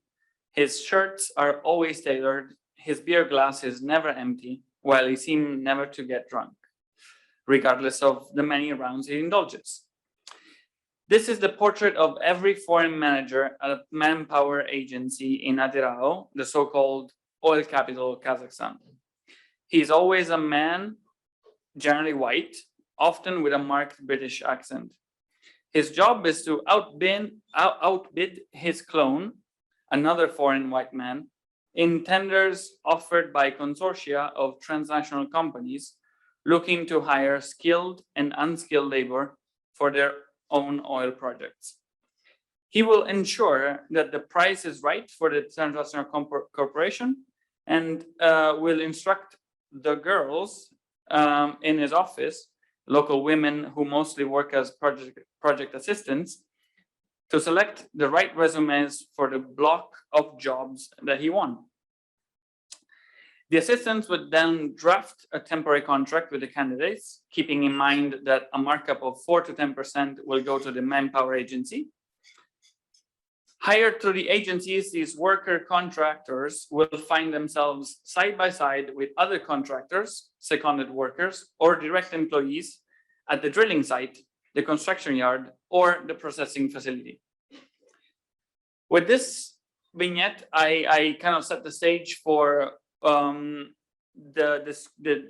description and analysis that I make of the capitalist practices of transnational companies, which came to Kazakhstan as an export, almost as a glocalization. These transnational companies have their own standards, which they have perfected over the decades of their activity, especially in the oil sector. But again, the use of manpower agencies, the use of service companies is common throughout the globe. But in Kazakhstan, the oil boom of the late 90s and the early 2000s, which, and I would like to clarify a point that might have slipped through before in earlier presentations, Kazakhstan wasn't born a rentier state. Kazakhstan in 91 did not have the oil wealth that it had in 2001, for example. So I think we need to keep this in mind. Transnational companies came to Kazakhstan and kind of exported their own employment in the case that I'm analyzing employment standards. And that in a way helped the consolidation of the labor code. So the labor, I argue in my dissertation that the labor code was a product of negotiation between the local actors, the local government, but also the international investors. And I would also like to focus very briefly on the role of these manpower agencies, whose role, which have emerged in the early 2000s, and the role is essentially to originally to find the one specialist that couldn't be found by the HR department of the company, but it then merged into this instrument that transnational companies use as an offloading of the employment task. So, and this means that the employees are no longer employed directly by the main company, but are employed now by a contractor. So they're contractors, they have more precarious jobs, they have more limited contracts, which is all good for the expats who earn thousands of dollars a month, and so they're kind of okay with this flexible but very high paying job. But at the same time, it's not that great for, and I found several examples of workers who were very much unhappy of the conditions they were working with when they were local. One interesting story is that I was interviewing quite mid-level engineer who had done training across the world with one specific company, and he said to me, and I said to him, I asked him, what do you plan? What's your plan for the next years? And he said, well, my ultimate goal is to become an expat for the same company, but in another place, because his salary would, grow tenfold. And so this is also what this kind of employment practices are building. They're building this atomized, individualistic worker, and contributing also to the depletion and the disappearance of trade unions, which is also then instrumental and plays it with the more authoritarian management of social relations and industrial relations in Kazakhstan. I want to say, yes, that again, the use of manpower agency is very widespread across the world, and in Kazakhstan is perfectly within the global context. At the same time, there's a lot of corruption involved in these employment practices. So at the same time, there's always this kind of specific, country-specific variations of this. And I think I will leave it here and be faster in that so that we have time for Q&A. Thank you so much, Paolo,